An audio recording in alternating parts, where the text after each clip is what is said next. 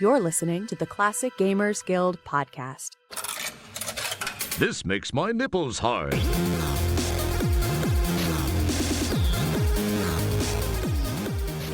welcome to the show. You've heard us talk about The Secret of Monkey Island, and you've heard us talk about LeChuck's Revenge, and now you get to hear us talk about The Curse of Monkey Island. Yay! So yeah, yay! That's man. I knew what you were gonna say, and I don't know what to do with that. I still, first of all, you get to is a little sumptuous, if not gratuitous. No, this was a fun game. Now, I remember, because I'd played this game way back in the day, I remember my first thoughts on it was didn't like the animation change because I was always fussy when things left pixel art, and some of my reasons for feeling that way still stand, and I'll go over them later on. But bloody hell, that was a fun game, wasn't it? It was, yeah, it was really, really good. Well, that's okay. That's a relief for anybody listening who loves Monkey Island 3, because it could be a little wild cardy, especially with LucasArts games. So just we both really like this game. I think it might be my favorite of the three, but we'll figure that out as we go. Yeah, it was a little less dickish. I mean, there were still jerky things you do, obviously, over the course of it, but it didn't have the same mean-spiritedness. Yeah. Yes. Yeah, I completely agree.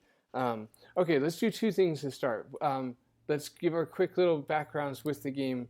As you just alluded to, you played it before, so let's get the when and why and how you just replayed it now.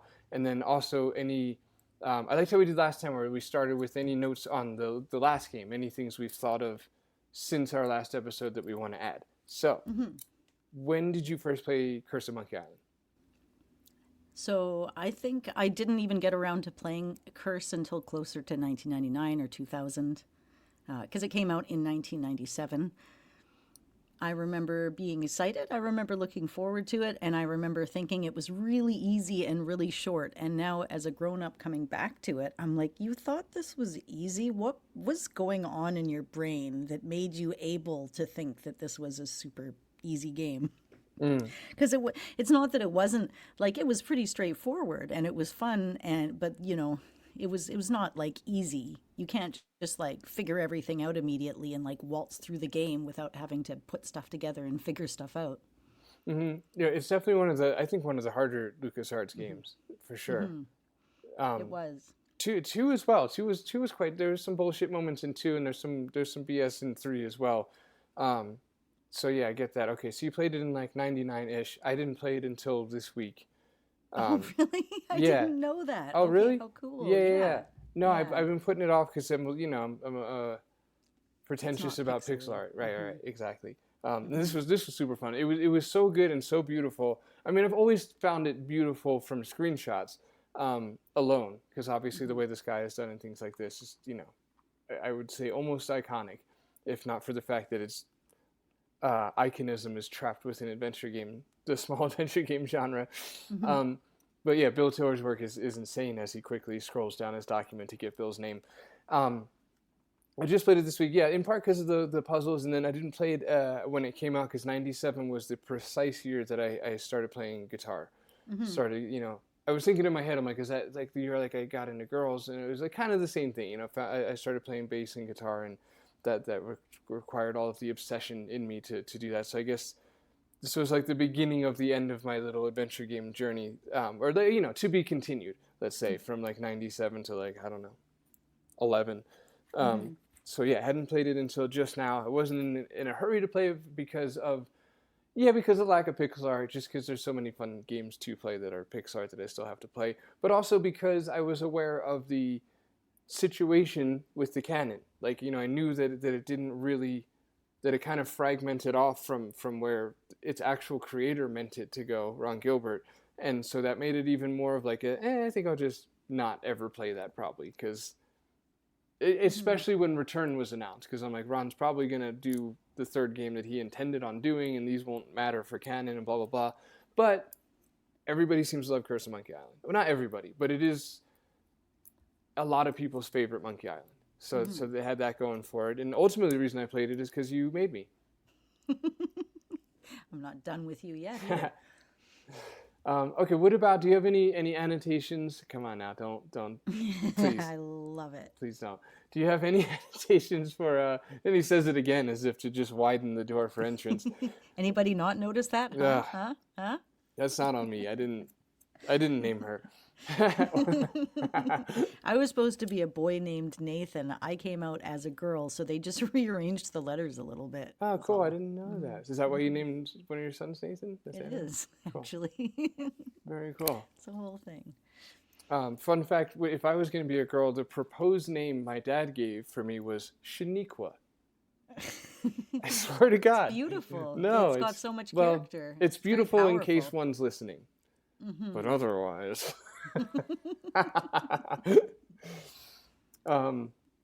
yeah, it's not Hebrew as far as I know, or Italian, so I'm not sure where that came from. But There was anyway, this girl he once knew. right. It's a wild night.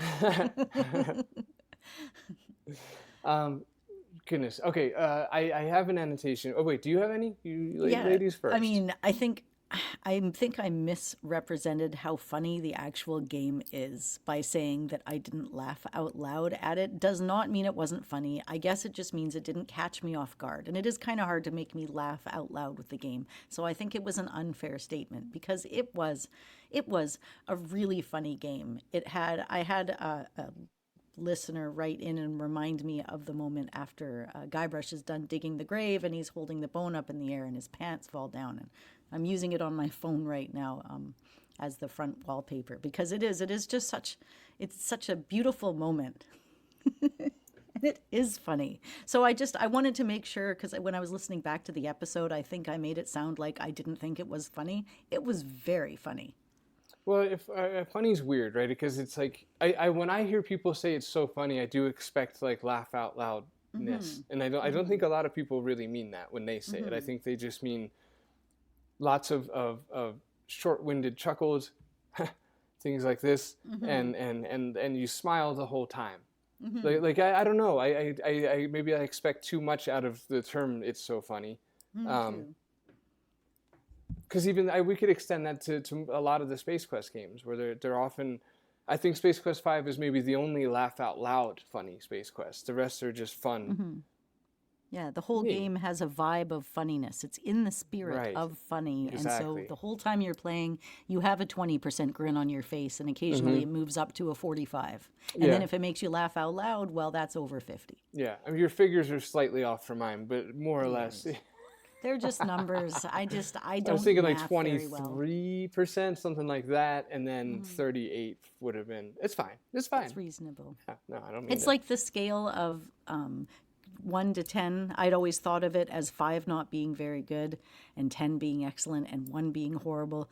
And then a friend of mine was like, well, you need to just look at it as in 5 is average. 5 is pretty good. Like you'd be aiming for a 5. Yeah. Anything over 5 No. is exceptionally good, and anything under 5 isn't as good as average. And it kind of flipped it all on its head for me there. No, look, they're technically correct. Absolutely. Like they're not wrong. But we've tried that. We tried that on an episode of ranking once, and it's just it's not the way it actually works. It's just, like culturally speaking, it's nobody does that. But they're right. I mean, you get a failing grade if you do anything less. If you do anything in the 50%, like that's not good enough to pass, and that's half of it. I just this is probably oversharing, especially for our audience, but my son's homeschool grade wasn't so great, so I wrote the teacher. I'm like, hey, so we've been doing like a lot of work, and like he's getting good grades on everything, and it just feels like we've done too much work to have a 57% right now. And anyway, 3 days later, I log in again, and it's an 88 now. Ooh. So that's how homeschooling works, people. I like that. You just politely complain, and they're like, yeah, you know what, have a bunch more grade points, or however school works. Anyway, what are we talking about? Okay, my annotation for Monkey Island 2 is... dang, I had one. That's why I brought this up, and now it escapes me. One, in retrospect, the art puts me off a little bit.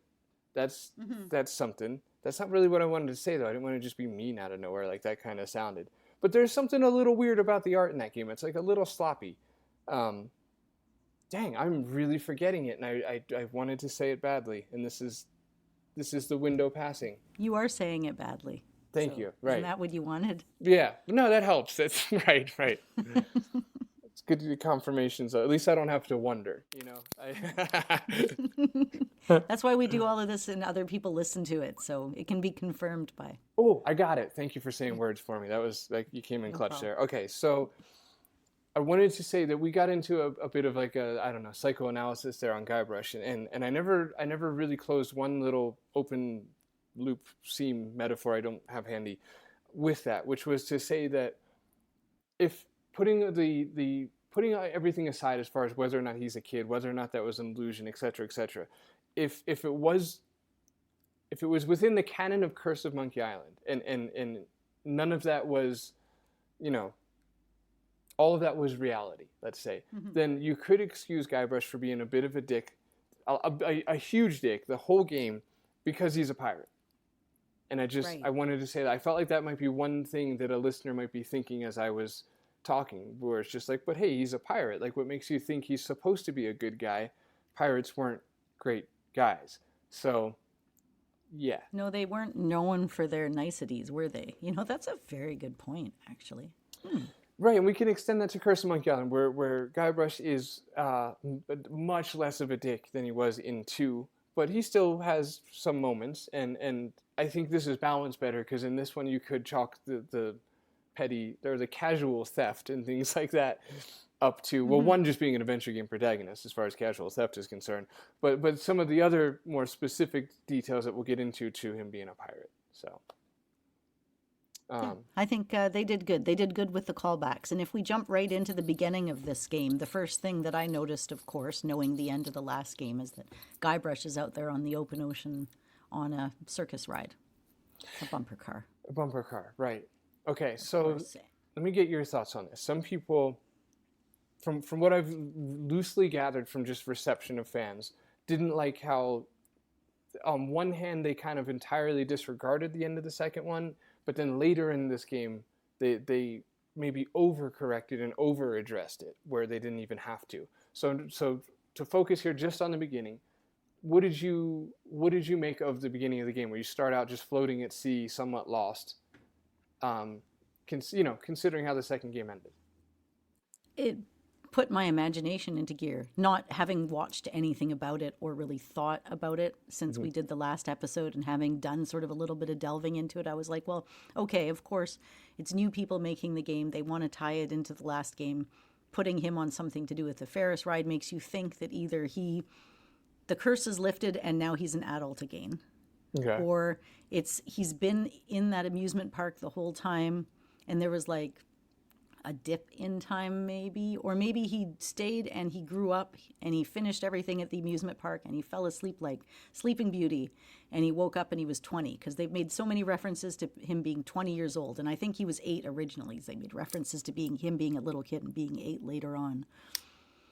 So it makes me think, like, why is he here, and why is he an adult, and why is he still on a fair ride? It did leave questions unanswered right at the very beginning, which I thought was kind of neat for stimulating the imagination. Right. Yeah. What about you? I gave it no thought, and I went forward with a childlike wonder. Like, considering we just played that game a week ago, it's amazing how little thought I gave it. I'm just like, oh, okay. Like, we're just in the ocean. Like, it took me until like 30 minutes into the game to stop and actually question the intro, to be like, wait, where were we last time? Oh yeah, that's right. We were like kids in a theme park, and now we're just floating at sea. So I didn't really think about it. I remember seeing the bumper car and being like, that's weird. Right. But somehow enough on brand to just work. And yeah, I didn't think much of it. And then okay. So then as it clicked, it did click like 30 or some minutes later. It was by the time we get into the ship and we see Wally again with the monocle. Mm-hmm. Well, this time with the eye patch. Because at first I'm like, hey, that kind of looks like Wally. And then I'm like, oh, it is. And then it turns out things don't go well for him throughout this whole game anyway. Right. And it was seeing Wally again for seeing him again for the first time. It was seeing Wally that made me think, okay, so maybe their angle here was like the explosion happens where you kind of lose track of Wally in the second game. I remember we had mentioned it too, how they just kind of Where did Wally go? Yeah, they just don't address where's Wally, which is the name of the book for our friends in the UK. But anyway, so I remember thinking that and then being like, well, maybe they just cut out everything on the island. Like all of that is just, it just never happened. So basically you explode yourself and Wally out of the thing and then you land in the ocean and you're drifting. And now we start this game.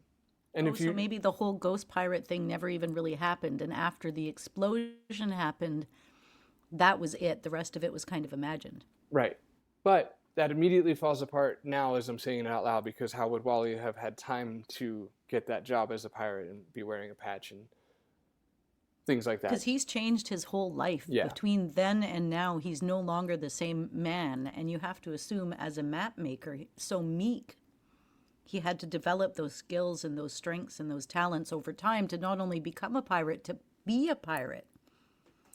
Yeah, I mean, he does seem like he's still pretty much that meek person underneath. He folds really quickly. So maybe, well, let's just at least say he would have needed the time to get the job to be the pirate and to buy a patch, none of which could have happened, in between an explosion and drifting, Guybrush drifting in his direction.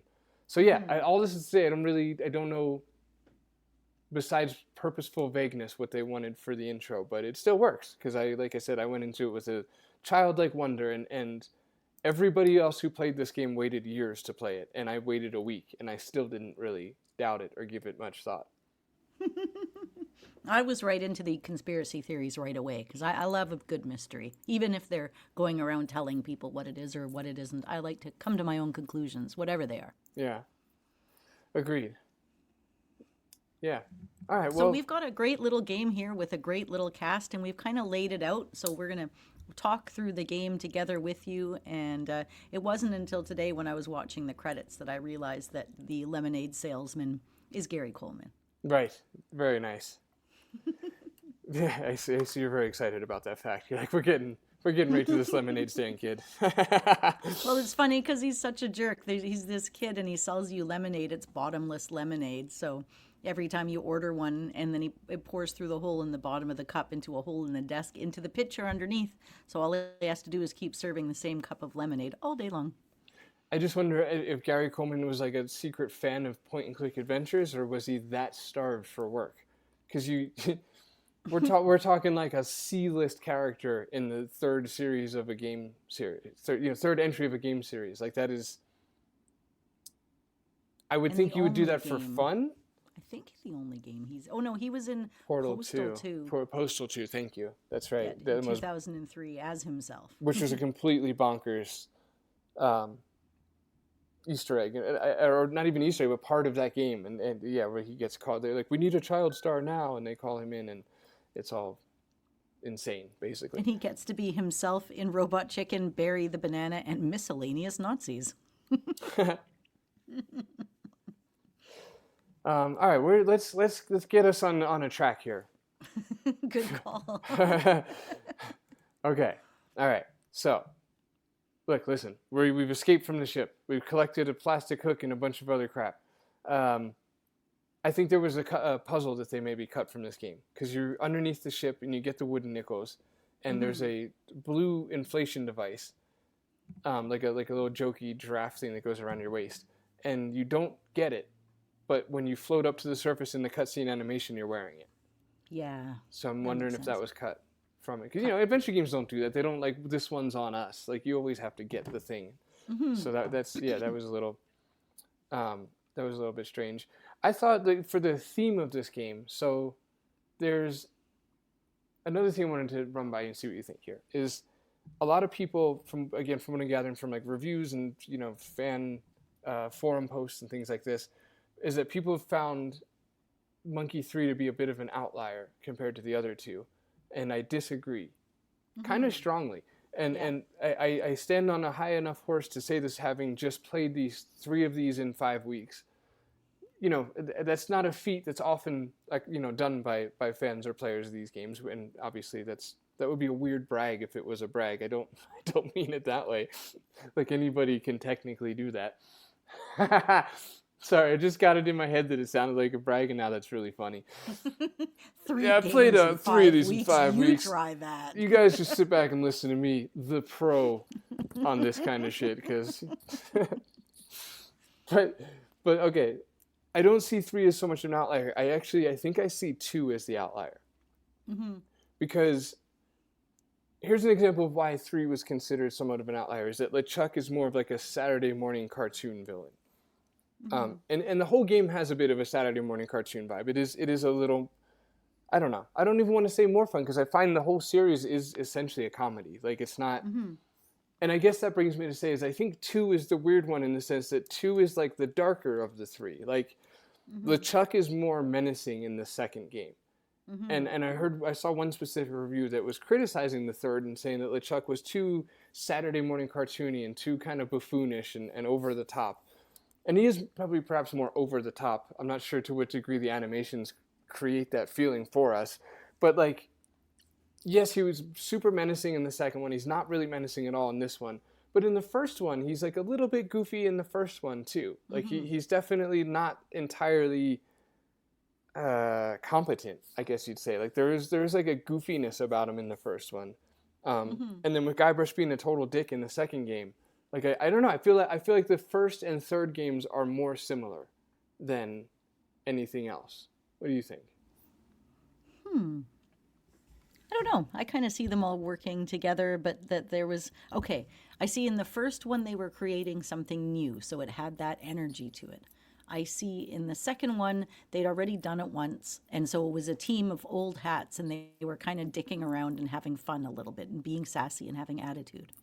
And then I see with the third one, they had to do a brand new team. So they had to sort of reorchestrate the setup of the game a little bit more like the first one, because they had to show it is still the same series. You're still going to like it, even though Ron Gilbert isn't here. So the people that did it, I feel, took a lot of homage from the earlier games to create the new version of what is an already accredited series. So I think that's kind of why you get some of the same energy with the first one and the third one. Right. Okay. That's interesting because I'm trying to do better than the new factor, but that's all I got right now. So that works. That's why I think they worked so hard with the nods and the homages and things to really keep that flow going, because they had to, because people would be like, well, who the heck are you guys, and why should we play your Monkey Island game? You're no Ron Gilbert. And with the first one, they had to do it right from scratch, because they're just like, well, who the hell are you? And why the hell would we play this game about monkeys? But the second one is a bunch of people that have already made a game about monkeys, talking about stuff that they'd want to do with it. Like, oh, imagine if Guybrush did this or this instead differently. But I don't know, different energy. Do you think that anybody really noticed that it wasn't Ron Gilbert, though? Because we've talked about this before, where LucasArts didn't really prop up their designers like Sierra did. In our interview with Ken Williams, Ken was like, we tried to take the approach that books take, where it's like you put the author's name as big as the name of the book. And LucasArts didn't do that at all. I didn't even know who Ron Gilbert was until like 2018. Right. It's really uncommon that you would see their name on a box. I think you see Brian Moriarty's on Loom, and you might see Ron Gilbert's on one of the Monkey Islands. I'm not sure. But the point is like, it wasn't. I'm wondering how much the audience really even knew. That doesn't I don't know, take away from your point, because the team is new and they know they're new, so they're bringing that energy to your point, right? So either way, but I just wonder if the audience knew at all that it was like a different writers. I guess another thing I'm trying to say too is I didn't really feel like this game was different. I didn't get like a different energy from this game than the other Monkey Islands. It's definitely not as dark and dick-headed as the second one. And I really like the second one. Tricky. Just And to remind this everyone. one's more like you're trickier in this one, but you're not. Like, I mean, because you steal a tooth and you do all these other random things, like you steal the guy's gun and you blow up his banjo, but it's like, it's in a bit of a different spirit. Right. Somehow. Yeah, it's just not as mean-spirited as that second one. Because, I don't know. I don't think it betrayed any of its characters very much, and it feels like a Monkey Island game. Like, it really doesn't feel like a whole different team had to, like, take this up and Yeah, I don't notice a big difference, I guess, at all between any of the characters, except for just a little louder. Everyone's a little louder. But that feels like an evolution of the series. Like that's what happened to Space Quest, even with the same designers. Where just like as you go along and you get more comfortable with who the character is. I don't know. One thing I got interested in too was finding out like what Ron Gilbert thought about this whole thing. So let me tackle that now, and then we'll move through the game a little more. Go ahead. So when he was first asked about this game, it was in 1998, and he said it was quote pretty good, and that he was fearing the worst when he played it, which he did say in a little bit of like a grumpy. I mean, that's his whole thing, right? Grumpy gamer, but like in a little bit of like, well, I was expecting it to be terrible, and it wasn't terrible. So it wasn't. Yeah, I don't know. There was a little backhandedness, I guess you could say, about the compliment, but ultimately he said that it was pretty good. But what he said that I thought was weird was that he didn't like the love story, and said that Elaine wouldn't have fallen in love or married Guybrush, and that she would have thought of him more as like a brother or a little brother. Which is funny because that's like the whole very beginning of the game. You give her a ring, but it's a cursed ring, and she turns to solid gold. Yeah. And then he leaves her on the beach, and then they're like, hey, shouldn't you keep an eye on her? And she's like, oh, shit. Yeah, that was great. That was a good laugh. Yeah, you did hide her, right? Yes. I'll be right back. But to the Gilbert thing, so it's like, he's basically saying that they wouldn't have fallen in love, and I don't get that because he has them kind of fall in love immediately in the first game. So like why like he I just again I thought it was super strange because he has them like immediately fall in love on the dock in the first game, and he does have like he continues a bit of a love arc in the second game.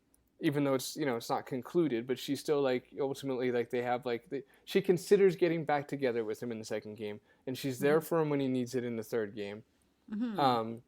And so in other words, in his first two games, like there's a lot of Elaine and Guybrush having a romantic thing being involved. He introduced it, but then like he criticizes the third and saying that she wouldn't have ever fallen in love with him, and I just find that super weird. Like I don't know what he means. Sorry for any echoey stomping noises in the background. My son is stoked on something in the other room, and it's making my mic jump.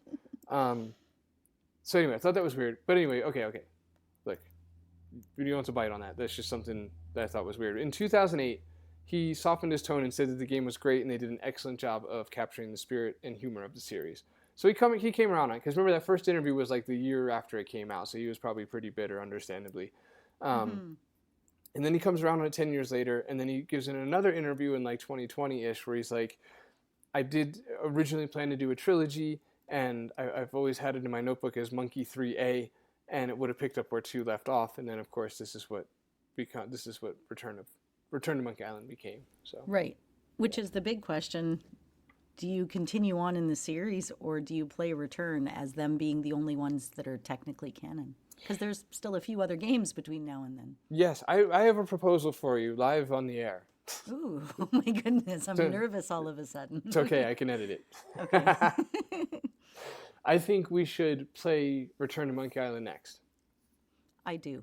And I think It's a proposal, right? Yes, exactly. Thank you. And Sorry, people. I think we should skip Escape from Monkey Island, and maybe what we could do is play. Nah, let's not do that to ourselves. Let's look at like a couple reviews of Escape and give it like 10-15 minutes at the start of the Return episode, and just tidy up the loose end of this branch of canon. It's close to what because I was going to suggest skipping straight to that as well, but doing that, putting 10 or 15 or 20 minutes into the other ones. But I suppose this is about close enough. I have the exact same plan, except for I don't pluralize other ones. Like just Escape, because the Telltale thing, like now that's like 10 years later after Escape, and I don't know. Maybe that's just me, but I've never considered the Sam and Max. People love the Sam and Max Telltale games too, so I shouldn't even get into that murky territory. And I also just don't want to play them. No, it's a lot, and I'm surprised. I'm kind of like, I feel like I'm on a journey and I need to complete it now. I already own the newest Monkey Island game, so it feels silly not to utilize it. Right. It feels well. It's like the curse got away with it because it was an awesome game, but it's kind of like let's just let that canon go. Let it just drift off into the sea. Let it go, and then jump into Return, where it's like the true canon for the completion of the trilogy. And I'm quite excited about it because I really like Curse of Monkey Island. I think this is. I don't know. I really like 2. I like 2 a lot, but this is probably better. This is probably the best Monkey Island game so far.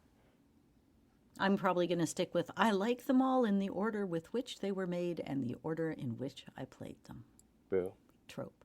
Yeah. Hate that answer. It's my favorite one. So anyways, you're on an island and no surprise being Guybrush, you need to assemble a crew. Luckily, all of the people you need on your crew are already hanging out in a barbershop because they've formed a singing barbershop. What would you call it? A triplet? Because it's not a quartet. Right. 'Cause I walked there's right 3 into of that. them. Yep. They were looking for the 4th, and Guybrush was trying to audition. This game did something. Okay, so they both used the iMuse system, this game and the other game. And in the other game, I was saying it was there, but it was subtle. As you go in and out of different places, the music would subtly change, and it was really cool. And I feel this game did such a cool job at doing that, but not just with music, but with singing and with people talking. Because the first thing I noticed in the barbershop is everybody was having their own conversations and everybody was doing their own bloody thing, but you could talk and interrupt, and it wasn't jaggy and it wasn't confusing, and it all flowed like right into it in the game, and it was very impressive. It was. It was the panning of the audio was noticeable and really cool. Like they would use the panning of this. I think it was in the barbershop and the restaurant. There's a few examples, but you could hear like voices Murray to the at the far end right. and- Yeah, the far distant right side or left side of the room, which was really cool. And then it was also like a complete masterclass in character theming. The way that it was composed was really, really, really cool. Like I mean, it was exactly how they would do it theatrically. Michael Land did the composition for this, as he did with most. I don't think all, but nearly all of the LucasArts games. Like he did all the Monkey Island games, including the non-LucasArts Monkey Island games, and including Return. But he also did like Sam and Max and Day of the Tentacle and Throttle and Fate of Atlantis and Grim Fandango. And his work in Monkey Island was really cool because he gave every character their own, not their own theme, but a different take on the room's theme. So smooth, right? Like, my God. Yeah, and it was further using the iMuse system, which they did use more in this game. So if you were an example for listeners would be like if you were talking to Haggis and then you switch to Cutthroat, Bill, the music would stay the same, but for Bill, let's say like an oboe would disappear and a flute would appear. And just to give it like a little different vibe, and that's not a specific example for anybody feeling particularly pedantic out there, but just for an example, like one of the instruments would disappear and another one would appear, and it's not super noticeable. It's just a subconscious kind of change in atmosphere as you talk to the different characters. It's just brilliant. I mean, it's absolutely brilliant. Like it's the kind of stuff I'd be interested in doing if music was my only thing to do on the game, because it would take forever. Anyway, that was really cool and really theatric. So And the whole place was really theatric. yeah, exactly. Yeah, the whole thing, they do a really good job of capturing that kind of Disney-like vibe in this game. They do. The barbershop was great, and the people that played it, the main barber's played by the guy that plays Scrooge McDuck, which you can tell Haggis, too yeah. as soon as he starts talking. Or even Alan Young.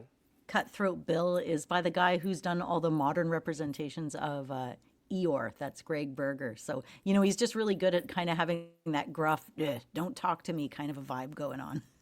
Right. Yeah, it's really cool. This little era of adventure games was really fun when voice acting became mainstream. So I don't know, what would you say, like 94 or 5 onwards, where it was like when the adventure games were on CD only, let's say, when there wasn't a floppy version as well. You got so many cool like Saturday morning cartoon stars, and like you said, with Alan Young, Scrooge McDuck being Haggis, like your go-to Scottish guy at the time, and that was really cool. One note we missed on, I wanted to say that was a really funny bit, was in Act 1 when you're in the voodoo lady's priestess's room and you take the pin out of the voodoo doll. They do a cutaway to some guy, and he's just like Man, that was a relief. Like the pin's been stuck in him for a long time. That was so funny.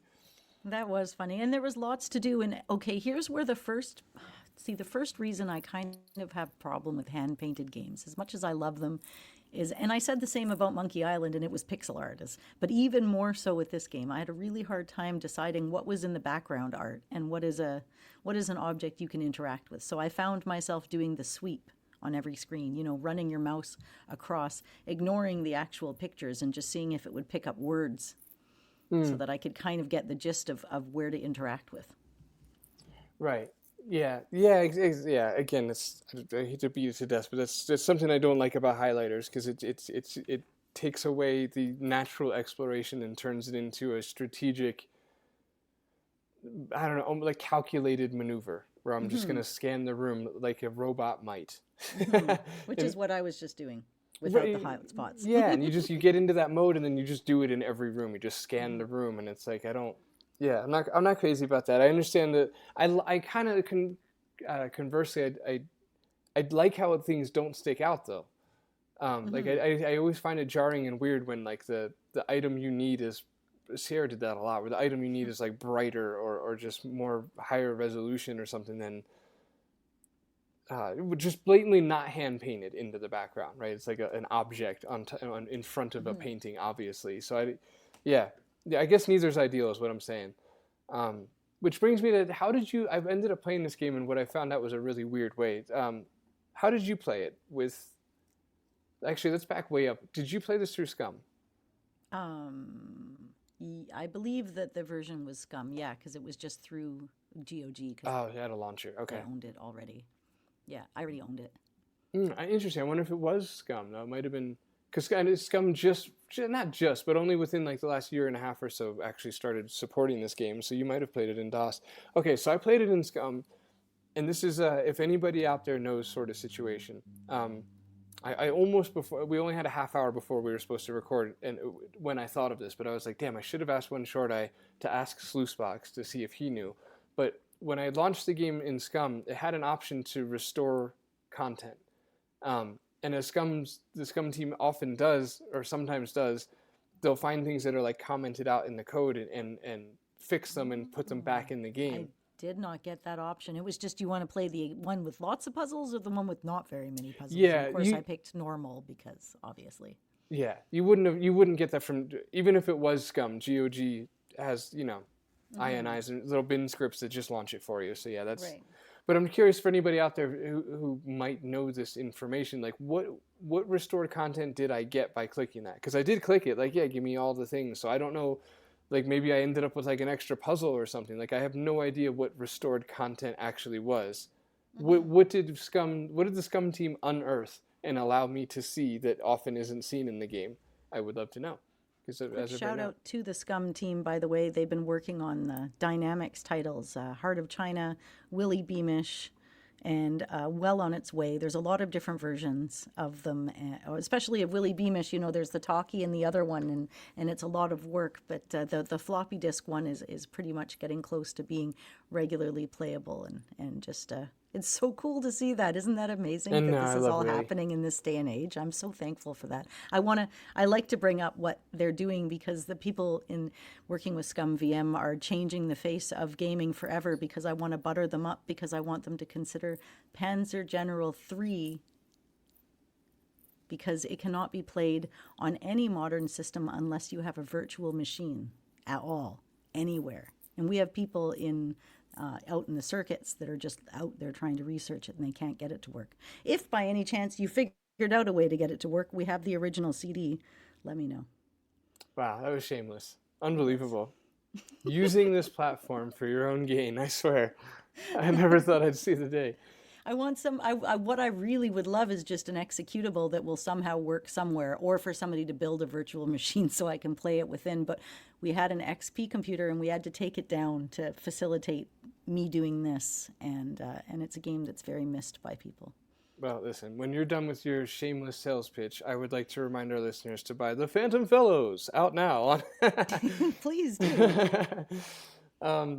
Fantastic. Well, I'm glad Scum is working on Willy Beamish. I believe that the Dynamix games, like no one of their 2 games uses the same engine, so they can't just be like,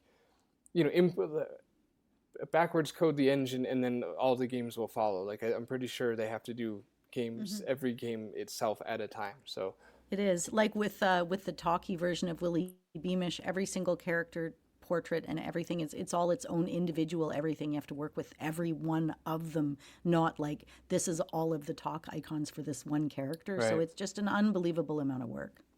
Well, I think they should let themselves off the hook for the talkie version. Gross. Okay, so we're okay. So we're talking about Scum BM, the restore content. If anybody knows what that is, that's cool. OneShortEye, if you're listening, OneShortEye, if you're listening, I don't know what that accent even was. Ask Sluicebox, what's up with that? Or Have ask your guy what get that in touch accent with my was. guy. Yeah, exactly. Either yeah. Sluicebox just knows stuff, so just ask him. He is a And knower might- of things. Yes. Yeah, he's very knowable. So there's that. The other thing I wanted to say is that, one, the context for what I'm about to say relies heavily on the audience understanding that I accepted this immediately and didn't try anything else. So I played this game as I usually do on my main computer, which it has a giant trackpad. And Anna makes fun of me for using a trackpad. That's fine. But for all of the MacBook users out there, the trackpad is dope. It's the best way to... Chad, you get it. Somebody gets it. And it's probably just Chad. That's all I need. That's all great. I need. But I Chad, do. you rock, by the way. You've been out there on the forums talking about the Phantom Fellows all over the place. he's I see awesome. you on Reddit. I see you in other places. Thank you, man. Yeah, thank you, Chad. Love you, dude. So yeah, and thank you for, in this current context, for at least understanding the trackpad thing, because it's the best way to computer. Anyway, when I right-clicked on the trackpad in Curse of Monkey Island, again, immediately, and I asked no questions, it pulled up the inventory. Yeah, that's what it does. Yeah. Okay. Right mouse button. Okay, then, is now then I inventory. do have questions for you then. Okay, so then I tried control click. Again, for all of us douchey Mac users, control click is another way to right click, because Macs have never been a 2-button format. Always just the one button. It's plenty. Okay, well now, all right, I'll finish my little thing and then I'll ask you what the fuck. So then I looked, I quickly Googled controls and I found there's keyboard controls for Curse of Monkey Island. And I love keyboard controls, man. If anybody's you played do. Phantom Fellows and you saw Yeah, that you preachy tutorial in the beginning of my game, that's like, I know you fuckers are going to point and click, but you shouldn't. You really should play it this way. And I know none of you are going to, but you should. And you should, by the way. It's the superior way to play at least my game. But anyway, Anna disagrees. She's played it more than I have. Don't listen to her. It's a trap. It's so much better with the keys, I swear. You don't have to cycle through the mouse thing. All right, anyway. So I saw there was keys controls, and I got really excited. So it was U for use, E for examine, bit of a stretch. It should have been L for look, but whatever. And then T for talk. So I played Curse of Monkey Island in my ideal fashion, which is using the keyboard. And I had, it was so precise. It was so clean and precise, and I felt engaged.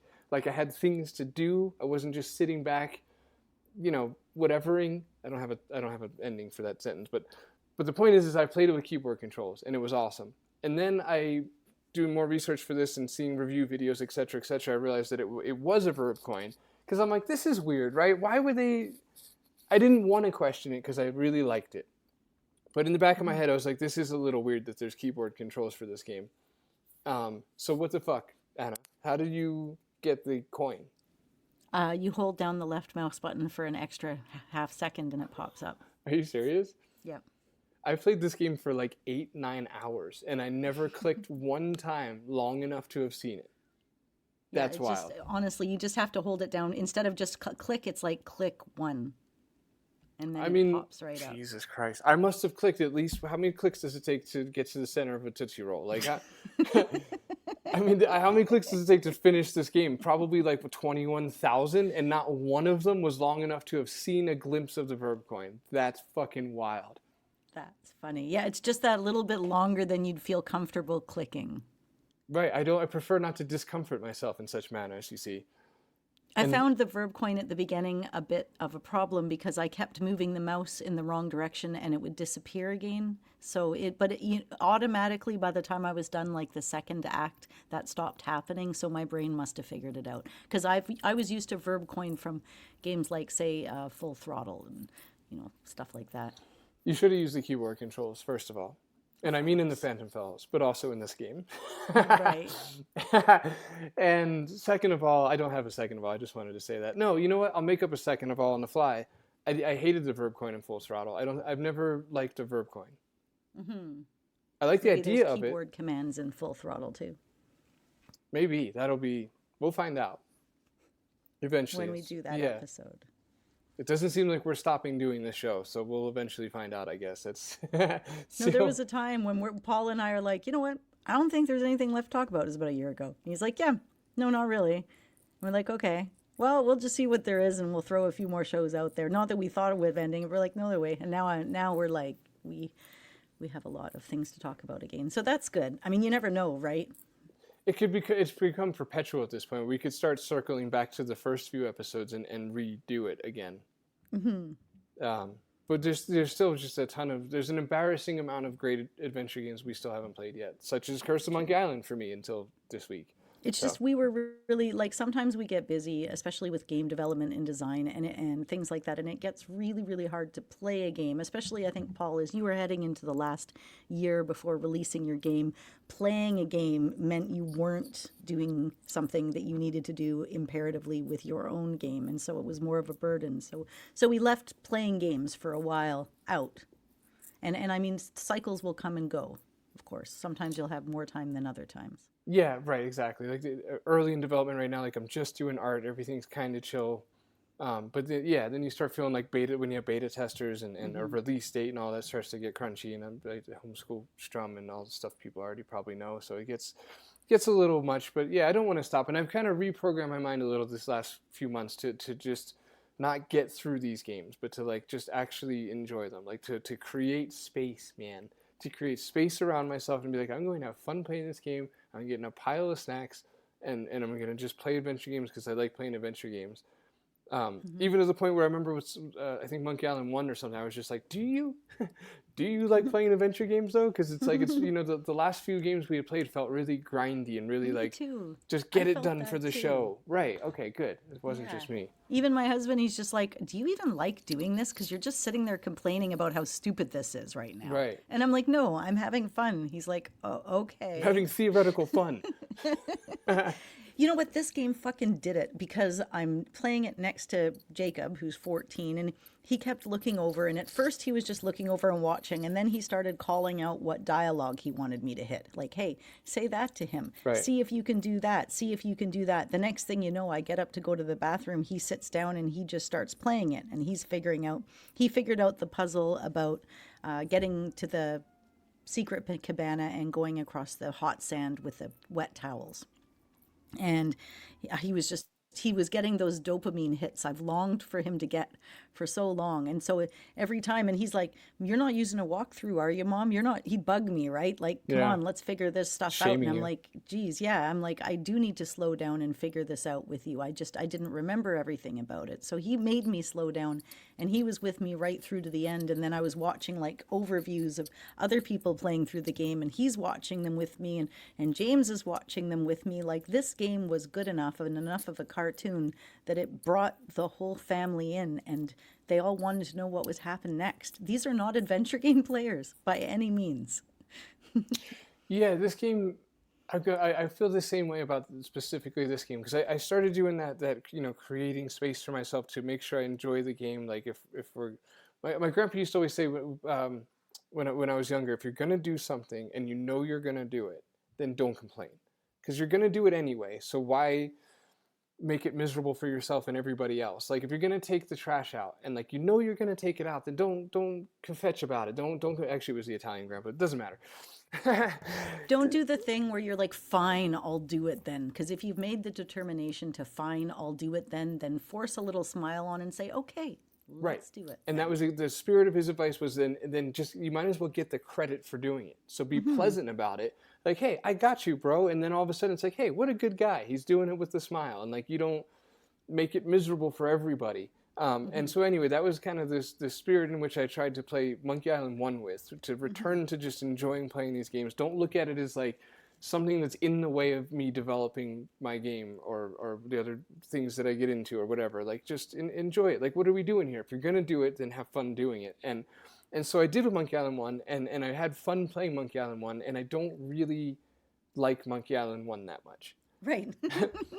As a matter of fact, every episode since the Monkey Island 1 episode, I get a little more real with the listeners as to how I actually felt about it. But it's also real with myself, where I'm like, yeah, it's fine. It's just a fine game. It's a good game, for sure. But like, yeah, it was fine. I don't know. But I still made sure Part of it is you taking into account what other people say about it. Because, like, it's like somebody raving a restaurant to you because it's the best restaurant in the world and you have these totally high expectations. But then it ends up being like a pretty good restaurant, but one of the waiters was like having an off day. And because your expectations were set so high that it was the best in the world, you judge it even more harshly than you would have if you had no expectation of it in the first place. Well said. Well said, and I'll add to it's half that and then half trying to handle things with a degree of grace for which people, for like the games that people really revere. And that's not something I've always done. Like I've upset some of our friends, I'm sorry, Eric, about the way I talked about King's Quest VI, for example. And I do want to be, yes, still honest, but a little more careful with like really beloved IPs and games to people. And so I wanted to handle Monkey Island 1 with a little bit of care. But as we get farther away from it, episode-wise. I broke up with that girl ages ago. I know I told you she was great, but my goodness, did she ever snore at night? Right, it's not dissimilar to that. And so to continue this character arc that you've mentioned here, playing Monkey Island 2 was even easier to enjoy because I really, really liked that game. But then Curse of Monkey Island was like the return to the addiction to adventure games, where I'm just like, this is so fun though. Like the puzzles in this game are some of the best puzzles in adventure games, period. Yeah. Like the banjo puzzle is so much fun. It's so good. Jacob figured out that whole puzzle. He was playing the game with me and he directed exactly. He's like, Mom, quick, while he's playing it, pick up the other gun. And I didn't even clue into it that fast. I'm just like, what, where? Oh, like, right. It was so good. Right, I had a similar moment. Strum played the first 2 acts with me, and we were doing the banjo one together, and he was super into like the quickly writing it down aspect of it. Like, go, go, go, it's 2, 2, 2, 2, 2, and then 3, and then 4. I'm like, how many strings are there? Is that 5 or 6? And just, this really fun, frantic moment as we both scribbled down which string he was hitting on our index card at hand, and that old school feeling of having to write a physical note down, like we used to take notes for Colonel's Bequest, all the best moments of adventure games growing up in that analog. Even though I didn't experience it, for you and for some of the listeners, like the feeling of looking shit up in Carmen Sandiego, like just that extension into your own actual world as you play the games. And I got to feel that with Strum, and that was super cool. And it was just such a brilliant puzzle, like a great way to utilize music.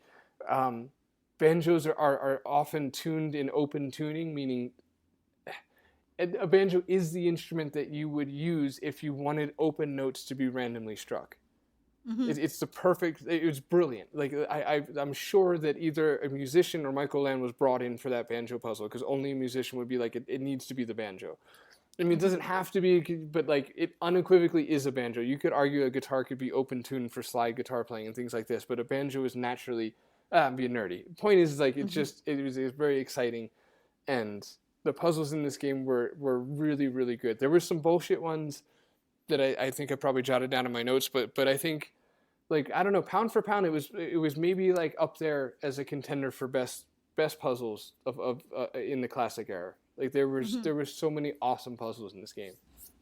Awesome and funny, like getting the scissors out of the ceiling at the barbershop, even like getting the jawbreaker out of the pirate. Right.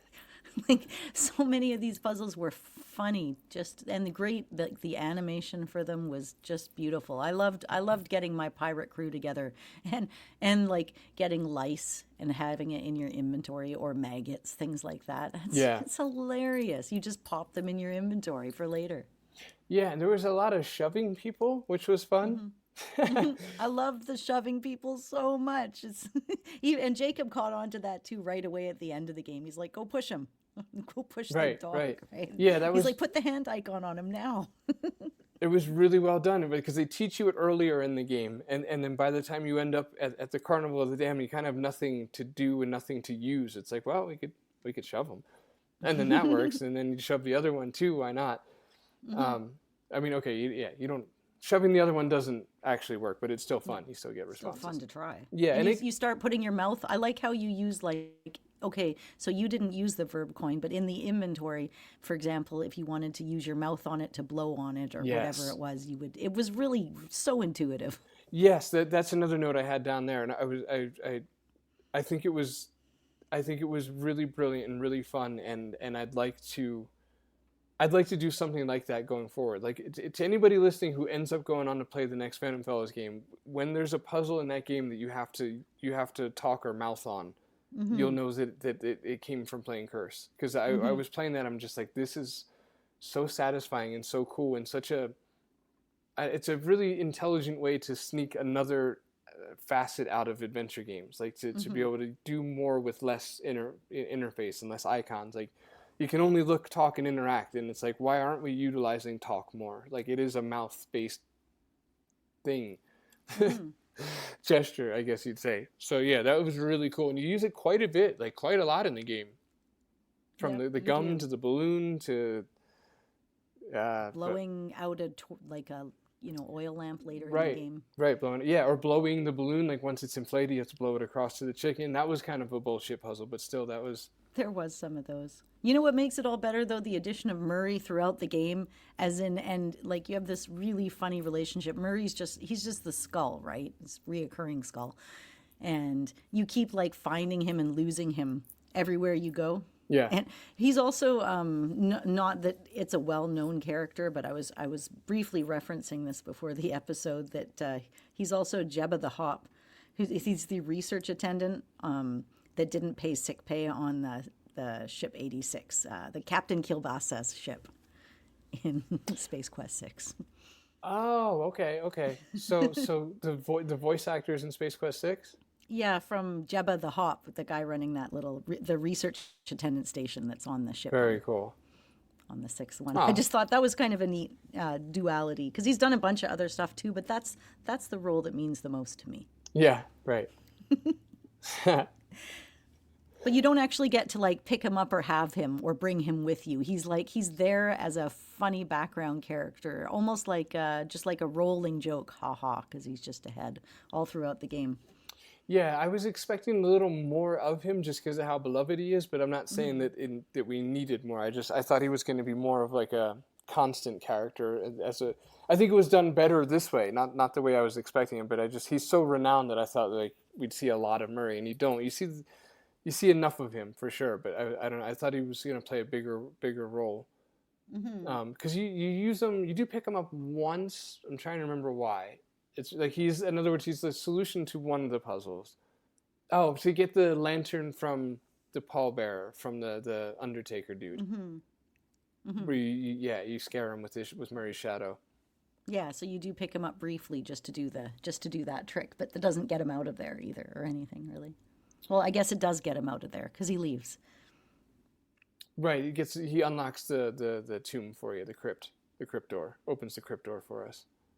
So once you get your pirate crew together at the barbershop and you end up on the ship, they're just like, that's great, we're here on the ship, but it turns out we just want to sing. And this is, again, a freaking beautifully done part of the game, because they're singing and you can put in your own chorus, but you can choose the chorus. This had my kid right in there. He wanted to keep making sure I picked all of them so he could hear him sing them with the pirate, but it was seamless, man. Yeah, that was really good too. That was quite clever. I paid close attention to how they were doing that as far as fading the music out, accounting for the fact that the player is going to randomly interject at any time, and it was it was pretty slick. That was pretty well done. It was, and then we have our arcade sequences and things too, of course. But with the way you break on the puzzle you just mentioned with the singing, the way you break out of that is brilliant too. But using orange as a word that they can't rhyme. And then one of the guys says door hinge for orange, and I thought that was really clever too.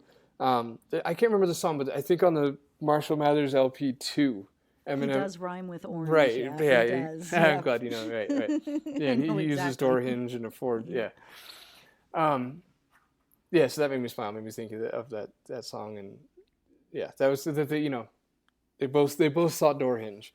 Um, Well, surely, what was it? I'm getting sick of you guys and your rhyming, as what he says. Otherwise, it's like, yeah, we'll surely. Oh, yeah, right. Something to do with scurvy, something, something orange. Anyways, the point is, it was seamlessly done, and seemed like the arcade sequence for this game was also nicely done because you can choose for your crew to help you, or I mean, and that's later on in the game, I guess. We have to go deal with the other island first, don't we?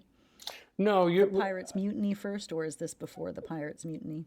This is before that. So yeah, no, you're on the right track here. We interrupt the singing, and then Haggis asks us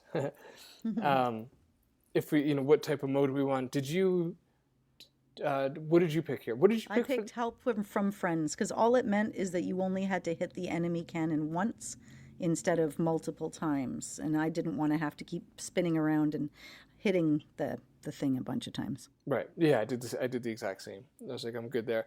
It felt like a reward to myself for not picking the light version of the game in the beginning. Me too. I'm like, I look, thought I'm doing so. the I'm full like, that was version. I really can good. cut myself a break here with these clunky mid-90s I didn't adventure game again. realize. I didn't clue in that you had to go back and buy the cannon part, so I Same. ended up doing all of the battles with my chintzy little tiny little fucking cannon. Until the last one where you just can't. Battling. Yeah. Yep, Wait that's until what the I last did. one where you do, Yeah. and then I clued, and I'm like, hang on, because I wasn't using a walkthrough. So I talked to the guy again, and he's like, yeah, and then you got to upgrade your cannon. And I'm like, where? And I'm like, how do I upgrade my cannon? I can't even walk anywhere on this boat. Where the hell is the store? It took me a while to Right. figure it out. It's like we talked about in last episode for Monkey Island 2, where and a challenge I faced was Phantom Fellows, where it's like when it's a comedy, it's hard to deliver concise, clear information because you expect the game to be jokey. So when you look at the cannons, you just I forgot the wording, but it was just like I don't know, garbage cannons, like whatever the wording was. It's like these are cheap, terrible cannons. Weak cannons, yeah. Yeah, and you just kind of like, yeah, okay, that's it's again, it's not like a home run as far as LOL is concerned, but it's a jokey little way to describe these cannons. At no point was I just like, but wait, what do you mean weak? Like, are they actually underpowered? And if they are, can I perhaps do something about that said underpowered? Instead, it's just like, yeah, they're weak cannons. That's a throwaway Monkey Island in the spirit of a jokey game thing to say. And Right. so yeah, Like as in the cannon in this game is weak. yeah, it just feels like also- like it belongs in that world. Like, yeah, you're not just gonna say a cannon; it's a comedy. You're gonna, like you got weak cannons, or I don't know. Again, I'm not saying it was a winner. I just thought it was a joke, but it turns out it's not. And you learn that when you get to Rottingham, who, fun fact, was in the design documents was originally named Sir Applegoo. It's a great name, Paul. Jeez. I know. I think they should have gone with Sir Applegoo instead of Rottingham, but that's fine. Can't undo the Isn't past. he was the guy that was in the barber's chair, wasn't he? Right. Yeah. And that's nice character flow, I would say. Not even just the you trying to selfishly obtain the chair he's sitting in creates a bit of a villain in itself. He puts a chip on his shoulder about losing his hair and makes it a little personal in the future. I'm not sure how much that really matters. He might have just wanted to steal the absolutely disgusting map. Anyway, that was really gross, man. I'm a gross person, and that was gross. That was gross. Peeling the map off his back. I kept thinking, yeah, because the guy's suntanning on the beach, right? And you literally have to burn his back while he's sleeping and remove the skin containing the map. Yeah. And the sound effects, everything about that was hard to take. It was gross. You put the oil on it, and it cooks him a little, and you peel it off, and then the art for the map, once you give it to Rottingham, is just like this fleshy pink glob. It's so... And it was dripping. Gross. It was like Yeah. moist. So bad. Yeah, that puzzle was kind of a little bit wild. Jacob helped me with that one too. He's just like, ugh, he's really good at, he'll pull stuff out and just click everything on everything. He's like, no, but it's not because he's trying to go through all the things. He wants to hear what it says every time you click something on something because he wants to find the funny thing. And that was the key. That was the whole reason I got into Quest for Glory and all that other stuff, was I wanted to find the funny. Right, that's the spirit of adventure games, is exploring, to just hear the little hidden things and I forgot how, but interacting with Wally in the beginning, like if it's an unnecessary interaction that leads him to say that Guybrush sees the monocle under his eye patch. And I was like, oh, cool. Like, because in my head, I'm getting cynical right away. I'm like, well, where's his iPad? Where's his monocle that was so crucial in the last game? And now he just doesn't need it. And then it turns out the monocle is under the eye patch. And it's a cute reason why he's like, it protects the empty eye socket or whatever. But yeah, point being is that you can find these cool little, just little things in there by doing exactly what Jacob did. And I'm happy to hear it did that for Jacob, because I had a similar experience to him, where it just really resurrected the spirit of these games for me. And credit where credit's due too is that there's a lot more hotspots in this game than the first two, especially than the first one, which has none. But I think I think there's a lot more even than the second one. And oh my God, the puzzle when you get trapped in the snake. Speaking of hotspots, right, I that love was that super puzzle. fun. You can't grab anything because you're stuck in this snake. So there's all these useful inventory items around you, but you can't pick them up. You have to realize that they're inside the snake, so you can't see them. Yes. I'm so glad you brought that up. That's exactly what I say, like the greatest puzzles ever in this game. Like the spirit of the pocket, the exact little harmony that I think any dev aspires to hit with adventure games is like that right there, where it's like, it just feels so good to accomplish it. And it's not hard, but it's not easy. And maybe once you figure it out, it feels like, but like it's just in that right pocket of like, you can do it. And the subversion was brilliant, where they make you think it's going to be all these tempting objects all around you that you just can't reach, and you're like, well, maybe how can I figure out how to reach those? And then you eventually click inside the snake, and like, oh my God, so good. Yeah, it was really satisfying. The whole second day was really satisfying. The bar where the fortune teller is to read you the tarot, and the bartender, was that room not magnificence in design?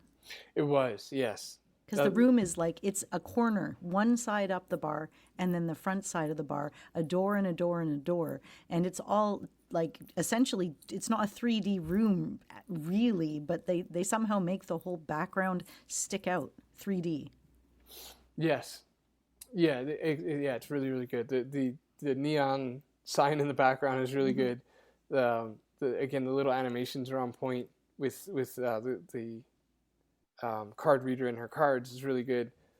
The character who plays Good Soup is, fun fact, he's Kay Cooter, who plays Werner Huber in Gabriel Knight 2. Oh, wow, that's a good one. So and refresher, so Werner Huber is the old guy in the tavern who talks to Grace a lot in Gabriel Knight 2. And he's the voice of Good Soup. He's also a voice of somebody in Grim Fandango who it's Doc something, but I never played Grim Fandango, so I don't know. I'm guessing there's only one Doc, so it's him. So that's really good. Okay, so. Oh, this game does the other thing. Like remember when all the pirates mutinied and Guybrush pulls a Zach Morris and he looks right at the camera and he's like, and this is how you get into college, kids. Right. Those little moments, like that's totally what he does. Or like Malcolm in the Middle, right? He'd sometimes turn around and look at the camera and say, well, this is blah, blah, blah, blah, blah. And it kind of, I haven't seen it done so well in a game before, with the way that he does that. Yeah, they handled the fourth wall perfectly in this game, because you couldn't not do fourth wall, because it defines so much of the first two games, but it's really light-handed, and I think it was really well done. Especially the big fourth wall moment with the cemetery. But before we do that, I have some lingering notes that exist before part 4, and then let's do part 4. Because part 4 is like the meat of the game, I think. There's so much going on in part 4. There's a lot. The first 3 parts are pretty casual, let's say. Okay, so lingering notes for the first 3 parts. While I'm saying words, and if you have any you want to get out too, we'll do that. I just have some small ones, like the maggots eating the chicken in front of Manny is awesome. It's such a cute Saturday morning cartoon animation where the maggots just devour this chicken in a swoop. Obviously, the Ask Me About Grim Fandango callback is really classy, man. That was a great way to do that. In the spirit of Ask Me About Loom, Guybrush's rejection to picking up the pin is awesome, because he's like, no, I don't want people to ask me about Grim Fandango all day. Like, I don't. that was such a great response, and seeing Manny was really cool. I had a similar experience too. I imagine what players at the time had, because this game came out a year before Grim, so they wouldn't have known Manny yet when they saw that. and I haven't played Grim yet, so I don't know Manny. So just seeing it was like, oh, cool. Like I'm gonna get to know him one day. Like and I'll think back to this time when I first saw him and pulled a knife out of his back. Um, Yeah, you'll love it. Play the original version because it's there. It's all tank controls, and instead to know what to interact with, Manny just looks at it like with his head turned. Interesting. Totally different, actually. Um, does he do that in the remastered too?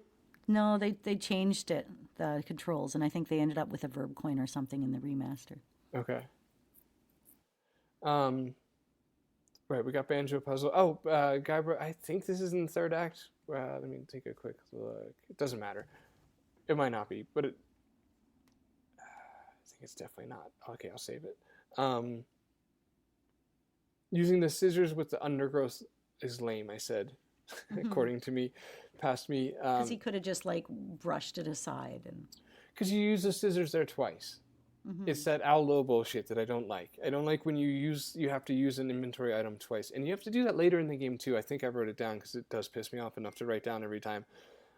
Sorry if anybody heard that ding. But I like you cut the ipecac flower off the bush and then you use the scissors on the bush again to clear it out of the way. And it's like, that took me forever because I don't think to use the thing twice. Like you use it and you get a flower, done. I was the same. That was one of the ones where I was stuck wandering around for long enough, and I'm like, oh my God, I have to record. I'm just going to look up this little nugget. And then my kid's looking at me, judging me heavily. Like, oh, yeah, can't figure it out. Straight for a walkthrough. Huh? Some adventure game player you are. Right.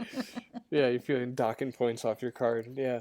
Normally he doesn't pay attention or notice because he doesn't care, which is, again, a real testament to this game that he cared enough to make fun of me. Yeah. Yeah, there is something to be said about the cartoonish delivery of the game too. It definitely grabbed Stromer's attention too, which pains me to say in a sense because I gave one so much credit for not having, and two not having these like elaborate cutscenes and fluid animations and stuff like that. But it definitely helps with the kids, gets the kids involved. It does. Okay. Yeah, it was a good day. The bartender, right? Getting the bartender his drink, the tarot card reader that just keeps telling you you're going to die. I love how you push things. Like, you don't bug them once, you bug them 6 times or 5 times because you need all 5 tarot cards, you know? Right. Okay, so we're into Act 4. Let's do this officially. Oh, is that Act 4? Was that, okay, what's Act 3? It is. Yeah, sorry. It's holding us back anyway. So we're into Act 4. We crash onto the shore. The pirates claim mutiny, that they're all done with us. One thing that I think wasn't the greatest design was that the odds that you leave that scene before finding the lotion are probably pretty low. So you find the lotion and you ask for it and you get sent on a fetch quest to get this dude's lotion.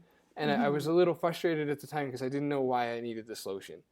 I'm like, this is a weird, I get it, it's a LucasArtsy inventory item, but like, why am I going to have to go on, like, it sounded daunting of a task. I'm like, oh my God, I have to do a lot to get this lotion right now. Why do I want the lotion?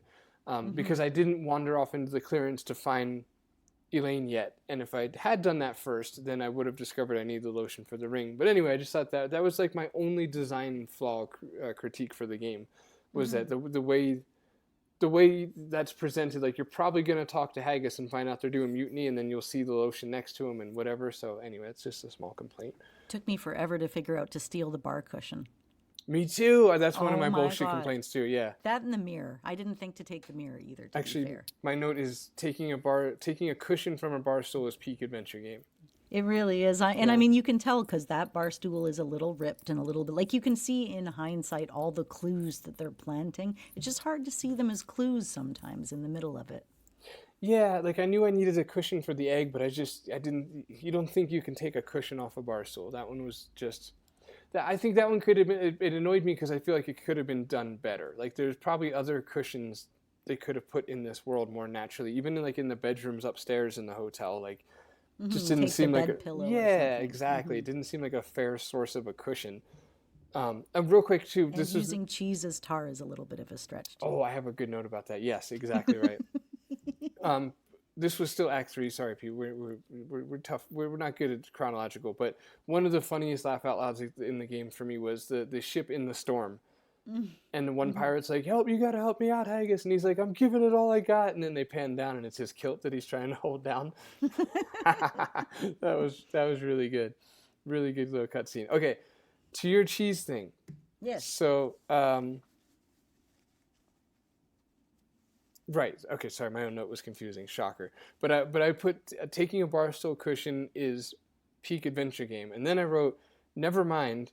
Erupting a volcano to heat a cooking pot is peak adventure game. And then there's an asterisk mark that says to heat a pot to put cheese in it to use the cheese as tar to trade for lotion. Right. Is peak. It's peak adventure game. Peak adventure game. Like you make Like a volcano erupt to heat the pot. To put cheese in it, to use it as tar, to trade the tar for lotion. That one was a little bit of a stretch. Unbelievable. Yeah, that was fun. I love the family names. So all of the names of the bartender's family on this level are based on soup. So you have like Minerva Stronheim, good soup baroness of borscht, or like Baron C. Lambert, chowder soup pioneer of crouton technology. Yeah. It just makes me laugh. It makes you want to click on everything and see what everything is. And then you don't even realize how much you're going to mess with all of that system later on, because you start taking out pictures and putting up pictures. And, another common Monkey Island theme like you do with the wanted poster in the second game. So it's kind of already something you're used to doing. Right. Yeah, I like that at one point you get to pick your soup name, let's say, for yeah, you're given a bunch of choices. I don't remember which one I picked, but I do know that I didn't pick wonton. And then later in the game, way later in the game, you can it's on Blood Island in the cave, I believe. You introduce yourself to the villain, the dude with the keepers of the giant diamond in Blood Island.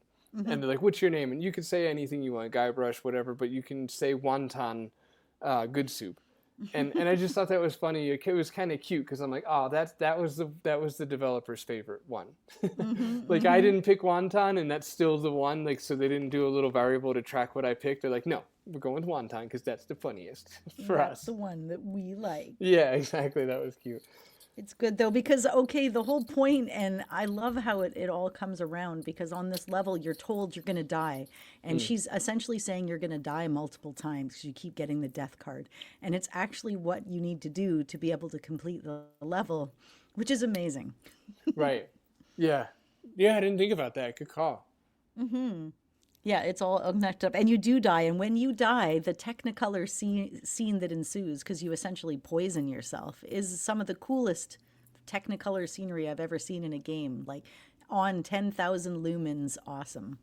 Yeah, I was taking mental notes on that too, from a little dev perspective. I'm like, interesting, because it was really quite simple what they did. It was just like it doesn't matter. It was a really simple but effective moment where I'm like, interesting. Okay. And the way his voice changed as he was starting to get like dead and in high in it, like the way that they did that was masterful too. The whole process was it's like watching a show. Yeah, exactly right. Right. They had these really interesting little, not interesting, but really effective little cutscene moments, and the death thing was a little weird. Okay, real quick, I'm looking at my notes here. Madame Zima, that's her name. A good LOL moment was when she was like, "I sense a dark presence," and then you sneak up behind her, and she's just like, "Ah!" And I don't know why, but that kind of bit will get me every time. It's like frightening an elder person. It's hilarious. It always will be. So much fun.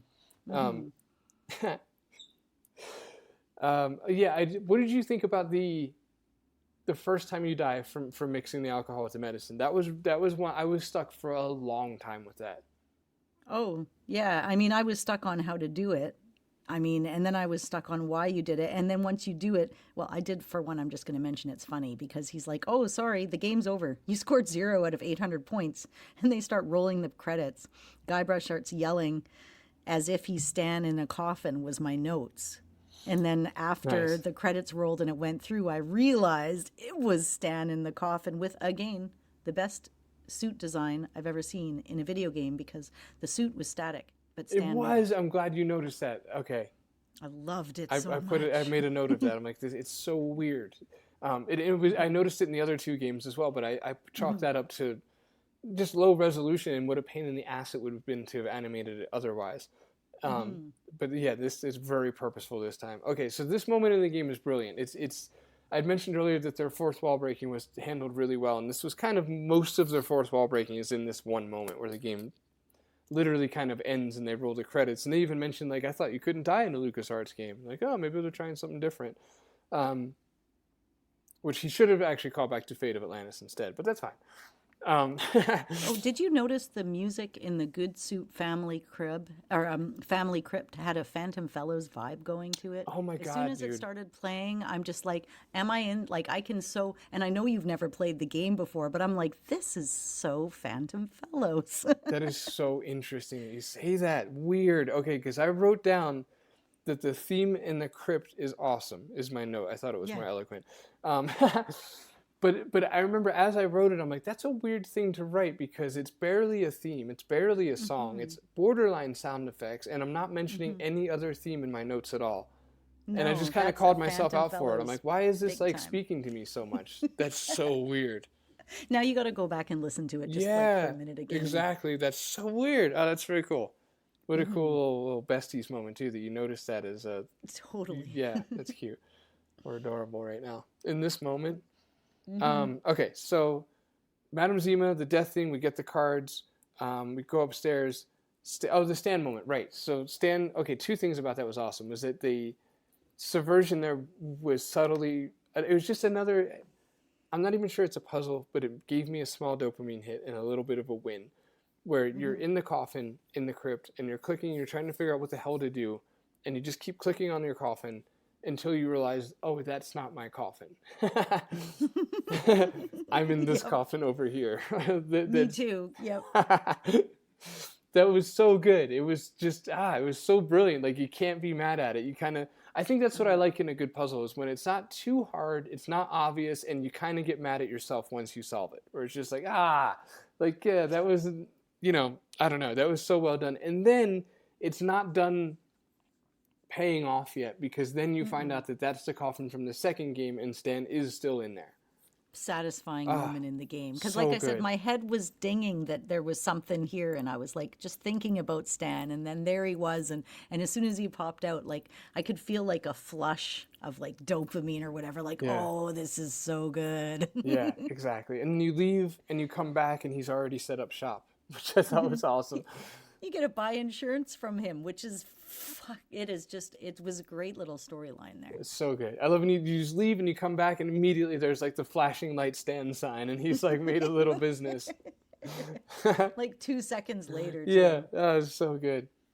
Okay, so But yeah, then it gets funny because, okay, in the bartender's room, there's also like, there's this room upstairs and there's this dead guy and he's on a Murphy bed and you have to pull it down. And it's such a funny puzzle because if you pull the bed down, but you don't secure it, you can't complete the puzzle at this point. So you have to find a way to secure it. And no better way to do that than with the nails from the coffin that you were sealed in, which is hilarious to me because later on the puzzle rounds itself out by the fact that you need to unnail the bed. right. So yeah, So just slingshot him out. It was good, and it tried to get me with the you need one more nail thing, but luckily I already had that nail. But I was like, me you too. bastards. I'm like, yes. What are you doing I've here with got that? it. Yeah, you knock it off with that nonsense. You're lucky I had this nail, but that whole I probably need one more. Like, shut up. You don't know how many nails it takes to hold a Murphy bed down. But yeah, essentially the puzzle is you've got to convince this guy so you can get an insurance policy that you are a member of his family, which is a very funny puzzle. It is. I was along for the ride on that one. I didn't really know what was going on until I did. By the way, I didn't know it was called a Murphy Why am I doing bed. this? Yeah, Oh, exactly. I it didn't. is. Yeah, I felt inauthentic for using it by name a second ago. I just learned it, doing that childlike thing. I learned it from you. He says, obviously. Yeah, I didn't. I was just going along for the ride, like just kind of setting off things, nailing the bed down because it wouldn't stay up, and then taking the book or using the hammer on the boards because there were boards, and you take boards off of things. You even do it in Phantom Fellows. You see loose boards, you take them off. Yeah, it was all pretty, most of it was straightforward. Like I said, the hardest part for me was realizing to take the mirror from behind the bar to get the whole process rolling. And did you do it out of order? Is that why you, or what was the reason you didn't know what you were trying to accomplish? I think because the last thing I discovered was the death certificate, and it wasn't. I guess it wasn't until then where I was like, I guess I didn't realize it was my death certificate. That's what it is. Oh, okay. Because I'm like, a death certificate, I guess I'll give it to Stan because of the insurance. And then that conversation, that dialogue taught me that I was cashing in on myself. Oh, okay. Yeah, I see that. Right. So I was just kind of going along with it all, like not really sure what all was going on. And yeah, I didn't really get stuck at any point in this part of the game, not all of part 4, but just in this little hotel part, except for the damn drink thing, like we kind of already touched on. Because it confused me because you make that concoction for good soup and he drinks it. It's never used on another drink.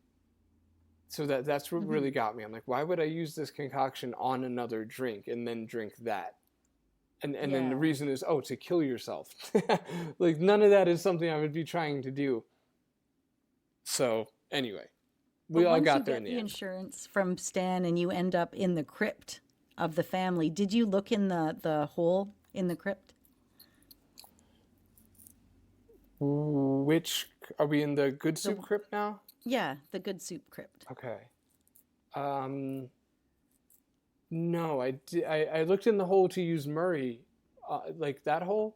The hole in the crypt right next to the girl ghost who wants to get married. I didn't. Oh, if you look in that hole, it takes you back to the previous Monkey Island game.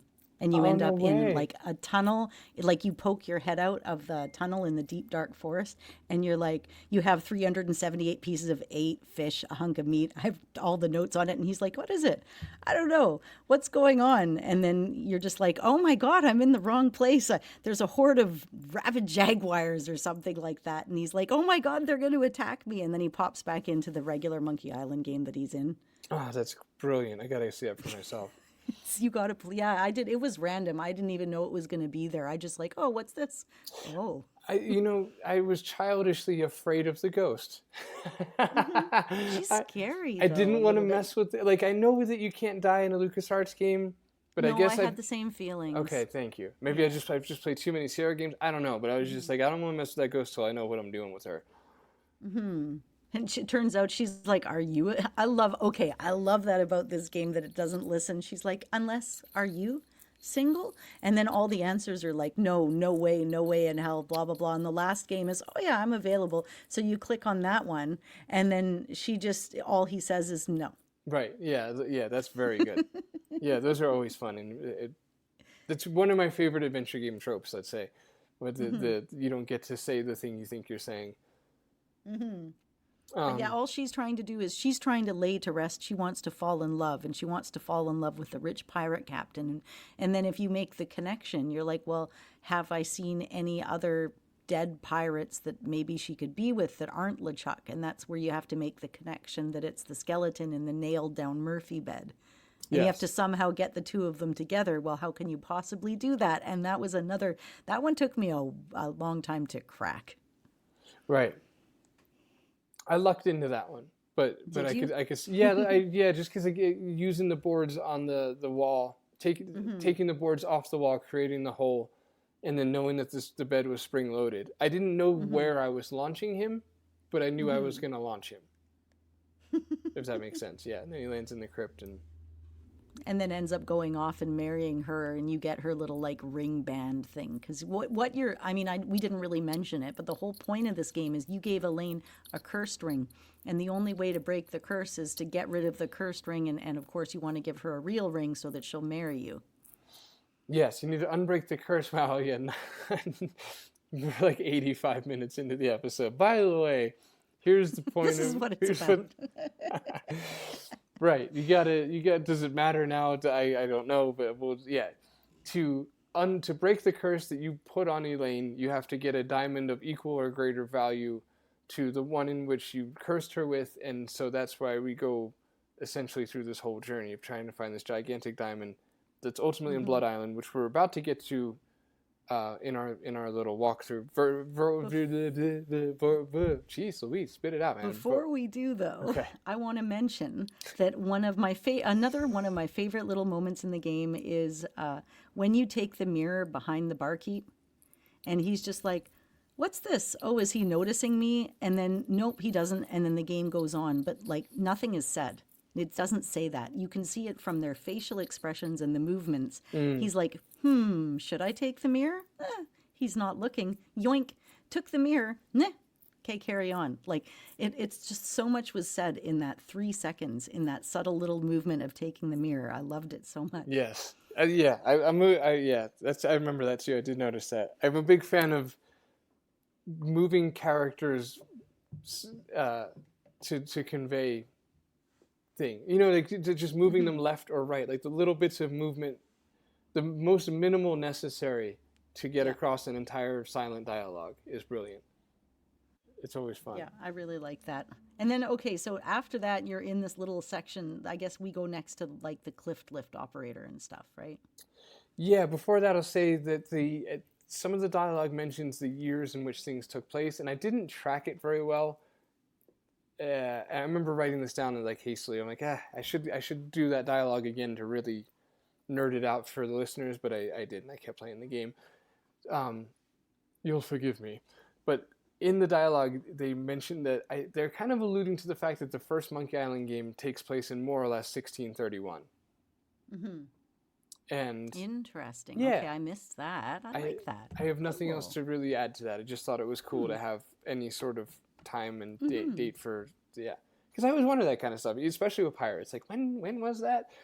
So yeah, 1631 is really roughly, because it might have been. I'm not. You know what? Let's just leave it there.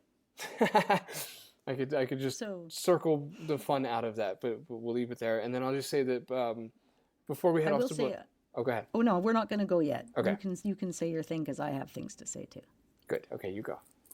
Oh, okay. Charles de Goulash parachuting into Mary Minnie was amazing, that whole scene. And then as the two of them were kissing, there's these little like background angels, and she gave this like surprised face, one of the angels, just in a quick little background shot. Right. Cut back to regular, like their faces are all normal again. Yeah. That was really good, really subtle.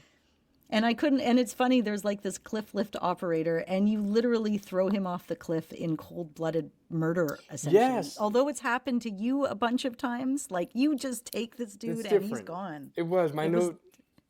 It was sad. I was like, oh no, poor guy. Yeah. My note here is Guybrush killed a man. That is murder. It was vengeful, just out of revenge, because the guy doesn't kill you. I mean, he's doing his best. And there's, if anything, Guybrush isn't reading the room. Like, this guy's not competent for the job. But I mean, he's trying until he loses his grip, and then you just go kill him. You don't know how to cherry whatever that sweet coat sugar something, make it sound nice. You kill a guy. Firefly puzzle was fun. I like that. Love fireflies. Love a good firefly based puzzle. Anything glowy like that. Just so satisfying. Glowy jar. I love glowy stuff. Oh, and they said somewhere in there, they made a comment when they were having a conversation that a sequel can never be as good as an original, which I also thought was a funny moment. Right. Yeah. What's funny, it just has me thinking how often the second one is the weakest of the three. Like in trilogies, it's usually the first and third, or which I can't apply to this series, and it's so everybody feels different ways anyway about it. But yeah, whatever. Okay, walk speed sucks. That's a note. You go ahead. Look at this is how excited we are about this game. This is ridiculous. I can feel it though. There's this energy about it. The walk speed sucks. That was annoying as hell. I forgot. But you can double click to everything. Oh man, I was not clicking enough. If you see, the arrow that makes it so you can go to the next anything, if you double click whenever you see that arrow, you instantly transport there. Gotcha. Wow. Jacob told me that. I didn't notice, and he's like, Mom, why are you walking? Just double click. And I'm like, oh. Dang. Yeah. I could have shaved 40 minutes off the gameplay with that one. But This is what we get for not talking about, because we're like, we're not going to talk about it because we'll talk about it on the podcast. This is what happens, folks. yeah, new rule. Anything that'll save a ton of time, any little anything our kids teach us, we should share with each other because we're too in our 40s to know. So I love the flashback. We go into the next kind of chapter, I guess, essentially, right? Do you want to say something else first before we go? What is the next chapter? Blood Island or before Blood Island? I have Blood Island. The next things to chapter say. is like Blood Island, where all the Lemonhead and all your fruity friends are. Okay. And then they're like, they do this flashback to the guy that owned the wiener roasting hut, and he was having a conversation with LeChuck, and they rehashed that animation and re-showed that scene. It was one of my favorite scenes from the second game too. Right. The weenie stand guy. Mm-hmm. I'm trying to think. I'm trying to get back. I think this is all still Act 4. Yeah, this is all. Act 4 was really, really long. Yeah. There was a whole island. You have to cut a tofu into a headpiece. Right. So you can right. go Because Lemonhead is participate. to get the volcano to explode. Right. That was the whole thing. Okay, but after you leave here and you go to this other little island and you do all your other stuff, you end up in this big, long conversation with LeChuck. Okay. So before that, let's say I want to touch on the mysterious guy in the boat that takes you to Blood Island. Yeah, please do. Okay, because that was maybe my favorite bit in the whole game. I really two or three, actually a couple notes on this. One, the puzzle here is that you have to make a compass to give the mysterious guy in the boat. And my note here is that this puzzle was almost awesome. Like I really, really like the spirit behind the puzzle of like getting the seawater in the cup and putting the pin through the cork. Like everything is perfect except for magnetizing the pin is bullshit. I didn't like that because that's not how that works as far as I know. You can't just touch metal to a magnet and now that metal is magnetized. So, It does actually work. does it really? It really does. When I was a kid, I was a big magnet kid, and my dad would teach me how to charge things. So you'd take a strong magnet and you'd put it on a pin and you'd charge the pin with the magnetic force. No and way. then you'd use that pin without the magnet to pick up other pins. Oh, I can remember doing something like that as a kid. Right. Yeah, for real, for real. So if it's sitting on water, I mean, it's a little bit of a stretch, but it would, It would work at least for a second, right? Like Yeah. yeah, that's fair. Because that's an adventure game stretch. I'm down for that type of stretch. Right. Okay. I'm glad you said that. I was, the audience who knows that out there would have been really frustrated if both of us condemned that puzzle based on it being factually correct. And Guybrush does say, to be fair, he does tell the guy, and then again, just an awesome bit where the dude heads off. It's something I did in Phantom Fellows with Lars and Chad, where the dude heads off and the camera cuts away, and then he comes right back, and the camera cuts right back, and he's like, "Wait a second, how do I get out of here?" Yeah, that was so funny. But then after he leaves that time, then Guybrush is like, something, wait, don't go, or I should have told him that the magnet charge is temporary. Mm-hmm. I should have known right then and there that it was realistic. Okay, so that's a really fun puzzle now that it stands up to logic. And that guy's bit was awesome. Just a mysterious guy in general where like he would say everything in an ominous tone and then sum it up in a quick jokey, I can't be bothered with this sort of tone. It was just really fun. It made me like exhaust his dialogue options because he was awesome. And then the only other thing I have to say to that is, unless you have anything you want to add with Blood Island, which is where we get thrown off the cliff, I did not use the umbrella the first time correctly. Neither. Okay, nice. Neither. Because I forgot that you could use I clicked the umbrella on myself the first time. Me too. Right, Me too. okay, And I'm nice. like, no, oh my God, there he goes. That's And how then, Sierra would have done it. That's totally. But then you end up in like this hold and you have to like make a deal with these other pirates and they're like, you have to play poker. And it's a great puzzle too because you take these death tarot cards you got from the tarot lady and you use them to cheat the poker game, which I love. Yes, exactly. That was a great puzzle too. Yeah, nice, easy solution. And the way the lights go off and everything that transpires after that is very fun and reminiscent of the first game, behind the walls fighting in a sense. Not in like a rip-off sense, but just the vibes. And then you get back to the beach, you've got the island that you need, and an Easter egg here is that if you click on the ocean 4 times, you will get a flashback to Monkey Island 1, and Guybrush sees a dead, drowned Guybrush and makes a joke saying that he can't hold his breath for very long. That's beautiful. It was really good, and the Guybrush is all pixelated too, I believe. The dead Guybrush. Yeah, I like that. See, this has a couple of cool callbacks.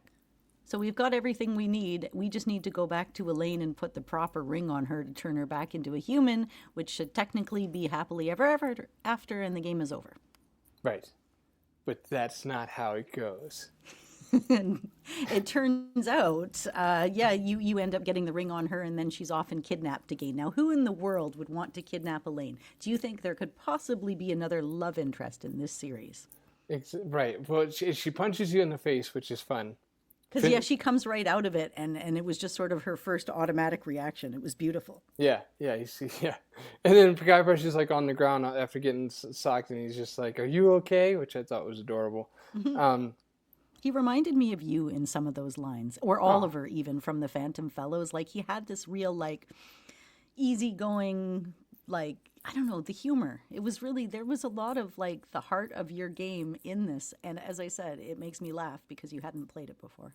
Yeah, no, it's true. I did catch quite a bit of that. There's that childlike wonder that Guybrush had was different than the first two games, and much more Oliver-y, and there was things I did in Phantom Fellows that I didn't know this game did, obviously, that I had, like the there's at least one time in Phantom Fellows where you can say that you're gonna like lie to Penny, and it's the game doesn't let you actually lie. Like, you know, that false where the dialogue options, like, he won't say the horrible things the game's trying to get you to say. And yeah, you're right. There was a few parallels there. But okay, right. So the Chuck, the second you get her free, the Chuck comes and takes you. It's not as frustrating as it might sound because you're waiting for it at this point. The Chuck's been brewing, and they do the whole meanwhile thing with the Chuck, and so he gets you, and now you wake up in part 5, trapped inside the Carnival of the Damned, which is an awesome name.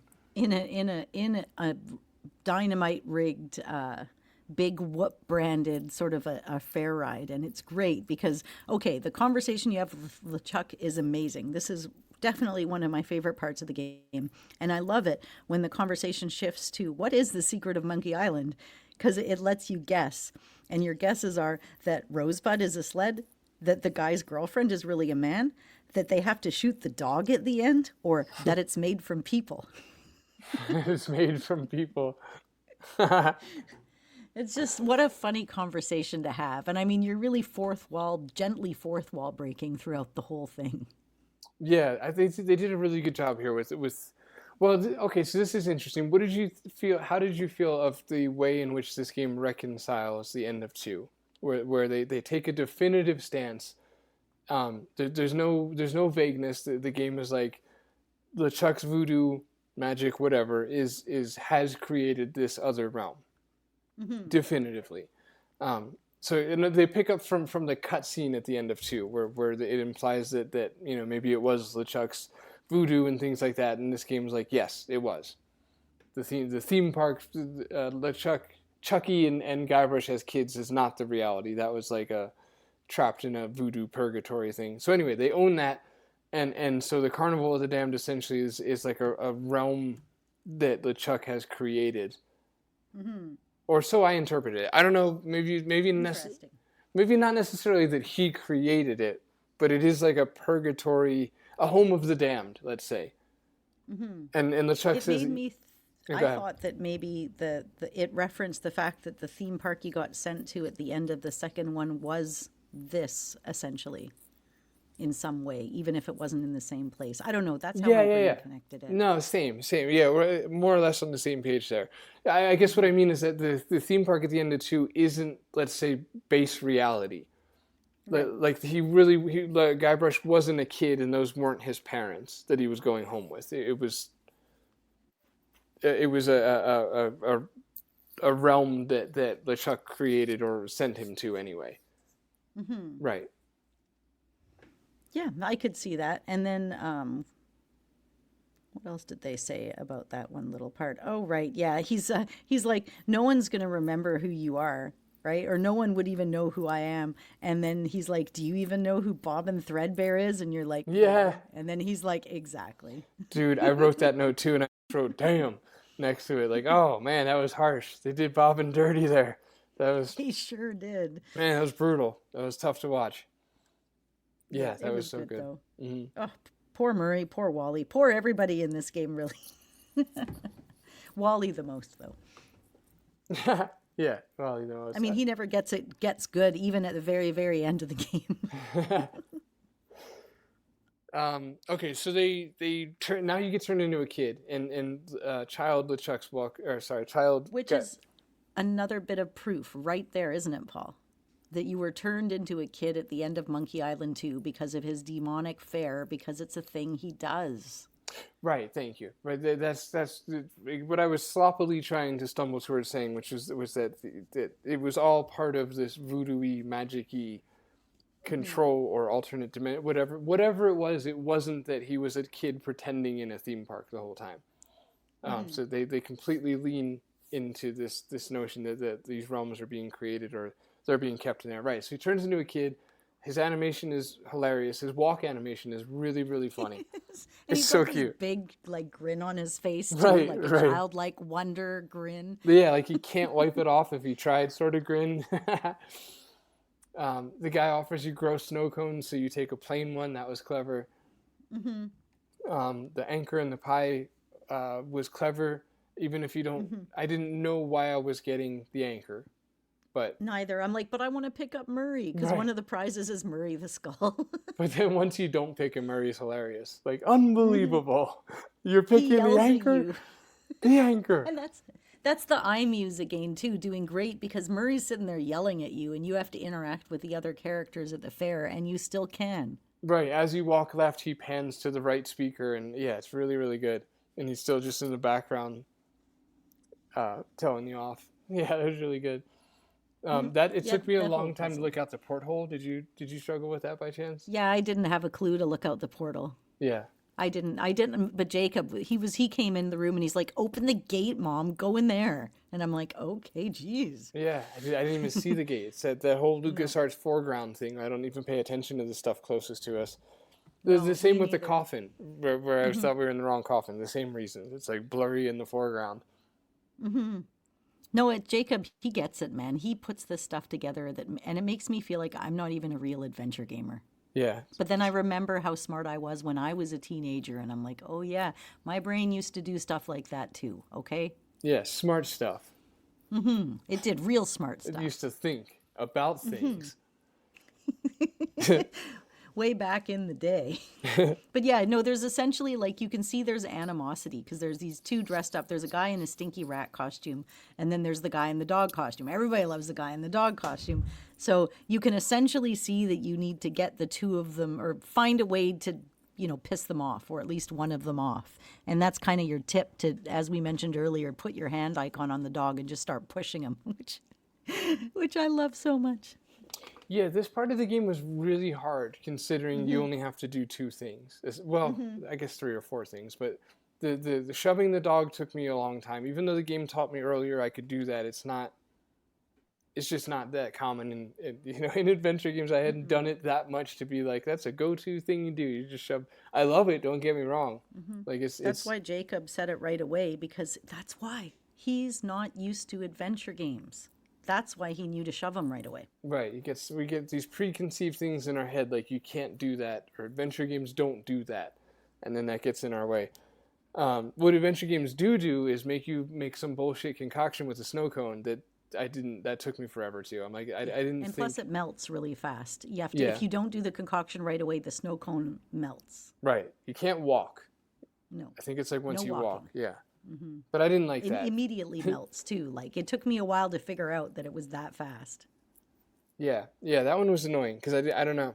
I just didn't think make that same thing you made that one time, and but alas, we both got there.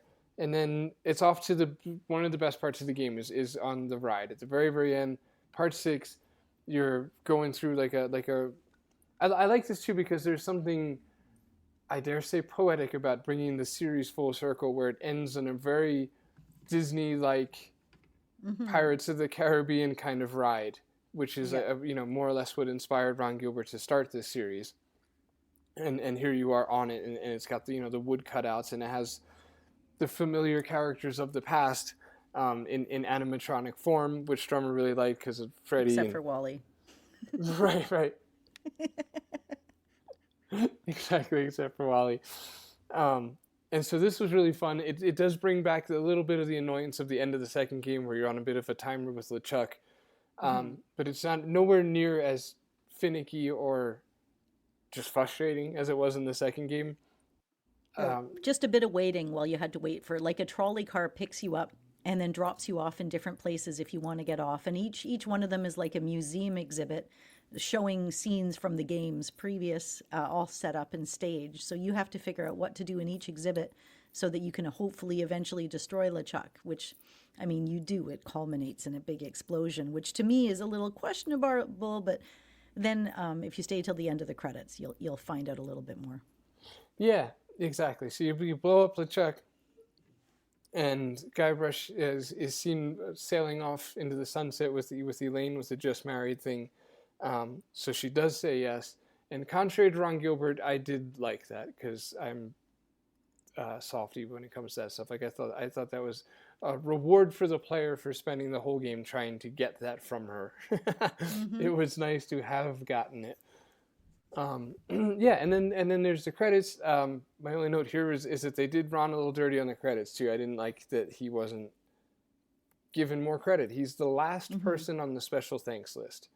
Yeah. Which feels insulting. There's something about not only being last, but I felt like he should have been like the first or third credit. Like Monkey Island was created by, like this wouldn't have been here without Ron. And I thought it was lame that they didn't give him anything except for a special thanks, and not only that, but it was the last of the special thanks, which, yeah, I just thought that was kind of lame. Like he created this. You hear that, world. Ron? We got you, man. Yeah, it's his world and his characters. So this would not be the episode of the 3 that Ron would listen to, but anyway, that's that. And end credit scene, yeah. Yeah, end credit scene, and then all of a sudden you end up with like this kid, and he's like, "Oh, the carnival's great, Dad." And then the dad's like, "Oh, well, Ghost Pirate LeChuck, he doesn't say his name, but he's like, they say his body is buried somewhere in the tunnels underneath the amusement park, frozen in time." And then, of course, that leads to the next game because LeChuck obviously can't be dead yet. Right. Yeah, that does it, man. Spoiler alert.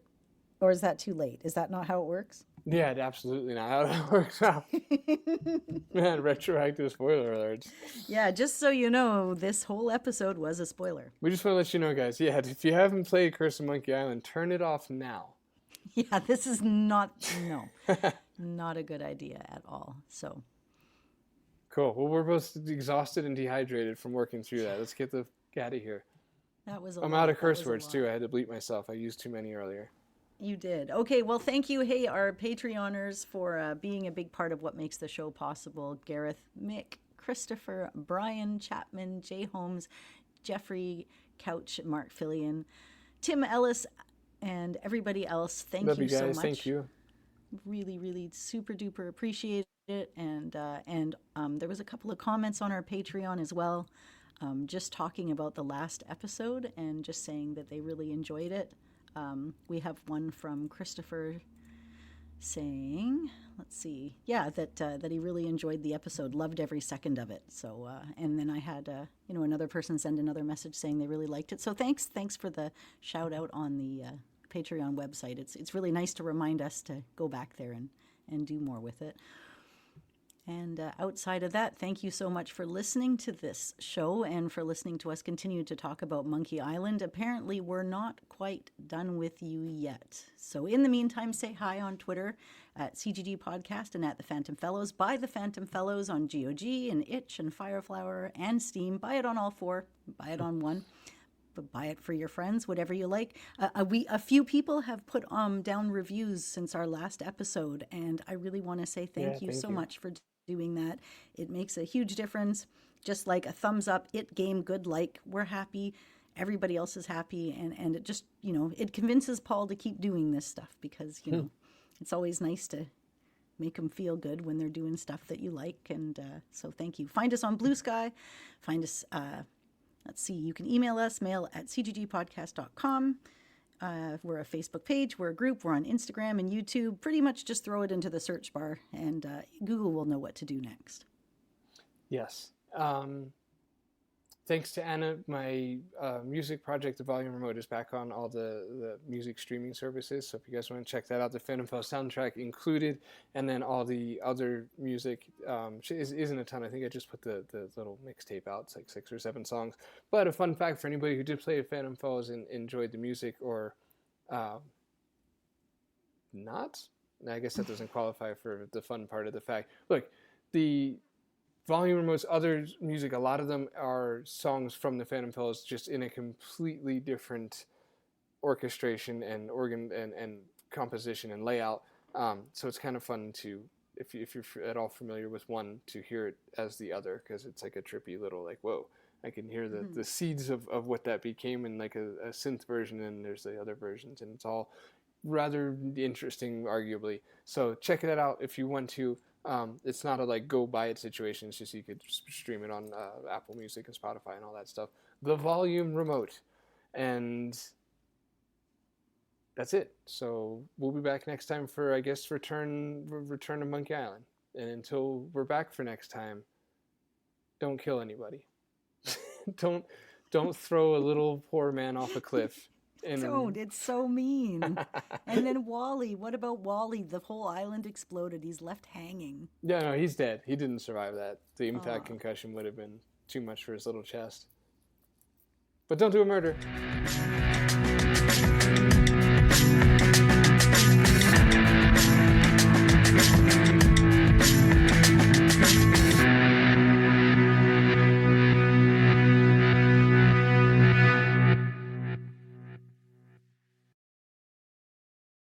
Ah, the Phantom Fellows, a delightful adventure game that's all about unraveling ghastly mysteries and poking fun at the supernatural. It's like a grim fandango meets the Secret of Monkey Island kind of vibe, with a dash of Maniac Mansion mischief thrown in for good measure. So, if you fancy yourself a clever detective with a taste for the paranormal and a knack for wry humor, then the Phantom Fellows will surely captivate your devious mind.